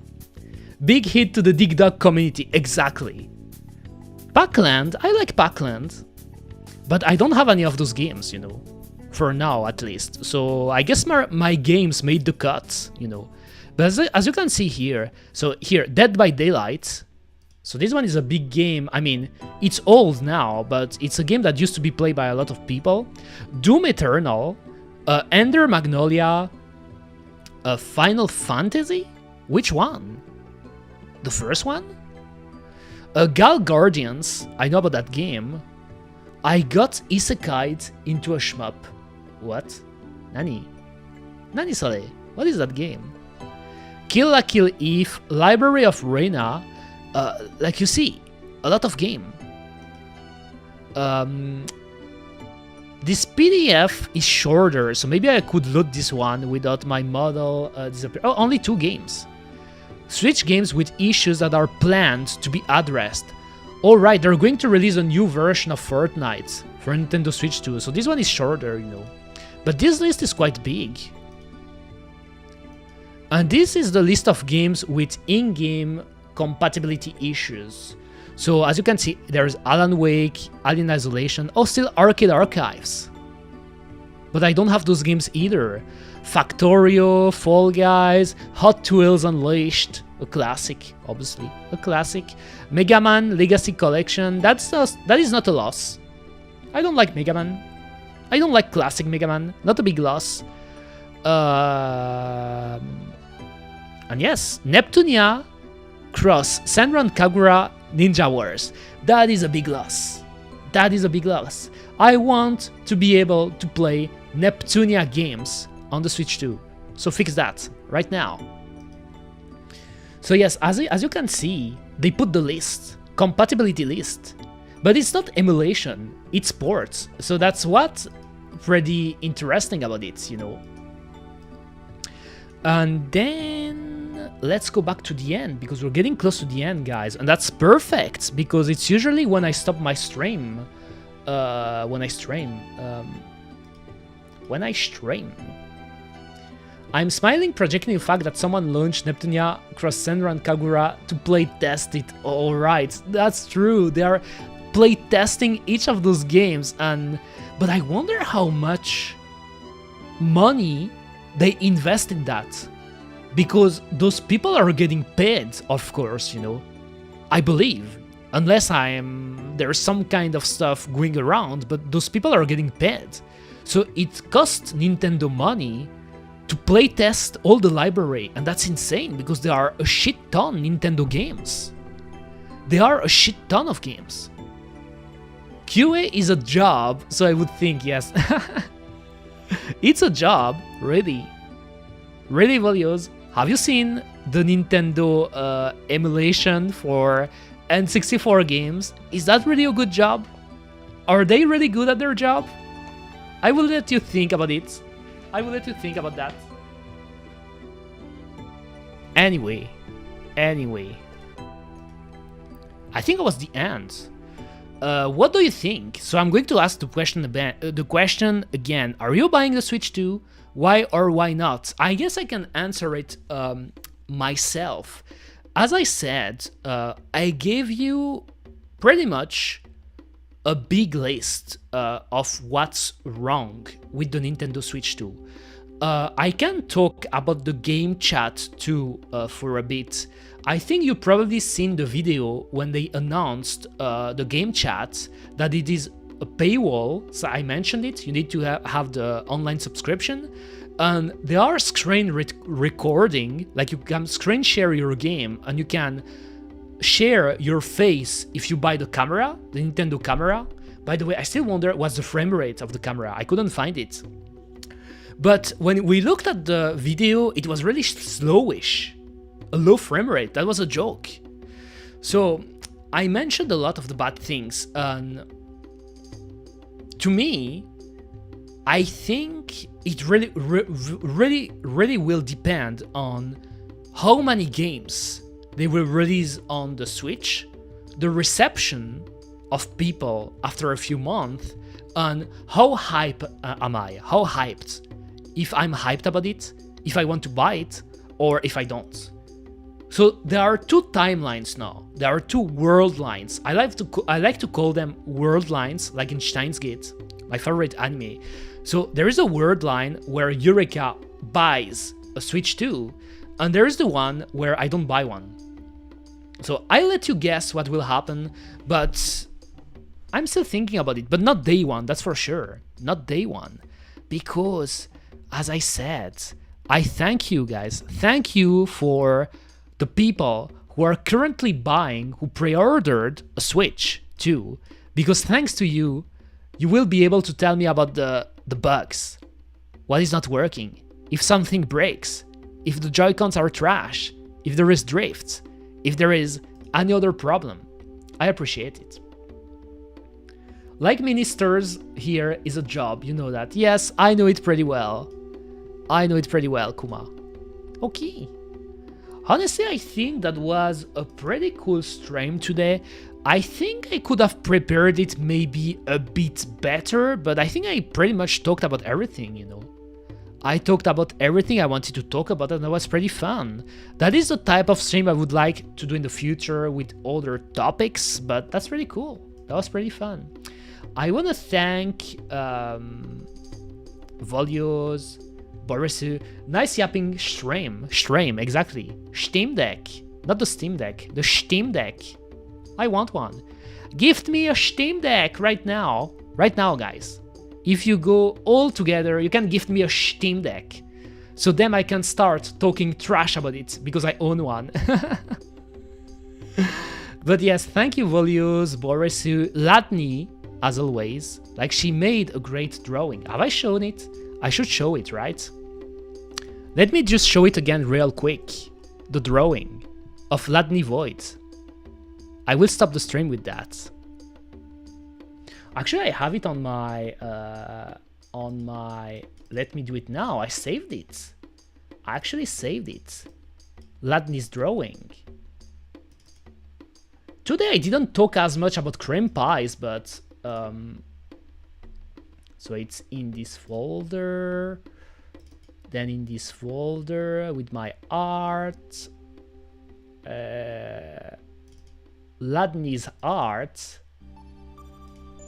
Naruhodo ne. Look at this. Look at this. This is me and Ladny. Ladny was... Damn, I think she was losing her mind yesterday. I was talking so much about cream pies, you know. I even slipped up by showing a wrong picture of a cream pie. But yes, this is made by Ladny Void. You can follow her on Twitter or Discord. I really like her art and her style. And It's pretty funny because it feels like we're both VTubers, you know. Ladni isn't a VTuber, even though I'm trying to convince her to start doing some VTubing too, but yes, it's nice comic, yes, it's really fun. I like it a lot. So again, thank you Volios, Borisu, Ladni, Eureka, because I post on the stream. Elara Lewis, I know you can hear me. Maybe you unfollowed me for all I know, but I apologize. I don't have the closed caption yet, but yes. Oh wait, fuck, is it over? It's over. Young Dennis. I remember you. How are you doing? It's been a while. It's been a while, Kuma. It's been a while. Yeah, it's Yan. I started around 1830 CEST, pretty much. So 3 hours ago. I just got here. I'm good though. That's cool. That's really cool. But at least you're just here to see the drawing, like someone made for me. Ladni Void on Twitter and Blue Sky. Because yesterday I was talking about cream pie so much, she got annoyed. I'm doing great. I'm doing great. Are you going to buy a Nintendo Switch 2, Dennis? That was the big question of the day. Because I was a bit yapping about the Nintendo Switch, pretty much. Are you going to buy one? In like December, probably. Okay, so you're not buying it day one. I see. Naruhodo, naruhodo. Switch 1 launch was horrible. Totally. Totally. By the way, I told it many times. I rarely buy a console day one, you know. Usually I wait a little bit to see the reception, to see people play testing it. Beta testing it for me. But yes, pretty much. Switch 1 launch was horrible. I agree. You should always wait, to be honest. For sure. For sure. That's what I'm going to do. I mean, I'm pretty cold regarding the Switch 2 for now, but I think eventually I could get it. I will see. That's true, you'll need the Switch 2 for November, at least Eureka. Yes. Yes. I think that people will eventually convince me to buy one. Especially if there is a new fun games to play. For Legends. For Legends? What do you mean? Oh, right. Right. I thought you were talking about Rayman Legends. I played this game many times though. Okay. So thank you, Dennis too. You came here to the finish line. So thank you. Thank you very much. You could see the drawing. The cute drawing of Eureka and Rayman brain rot is real. Yes, yes. I'm Rayman Pilled. I am Rayman Pilled, for sure. And thanks, Death Metalhead Satanist. Pretty fun name too. I think he followed me too, right? Yes, I got a follow too from him. Thank you very much. And Brace. Brace too, thank you. Thank you guys who were money to come to my stream today. I appreciate that. I'll be here this weekend, so Saturday. I know Borisu asked me to make an orange eating ASMR stream because he claimed the channel points that I completely forgot about. So I could start the stream with that, but I will see what I'm going to do. But next stream is going to be Saturday. I think. Saturday, let me see. Oh, it could be Sunday. Saturday or Sunday. I think it could be Sunday, guys, because Saturday I have something to do with my brother, so it could be Sunday. So whether it is Saturday or Sunday or both days, I'm going to be here during the weekend around the same time. So 1830 CEST, and I hope to see you there. So bye-bye, guys. See you next time. See you this weekend. I hope to see you there, all here again, for a great Eureka stream. So bye-bye, guys. See you next time. Bye-bye.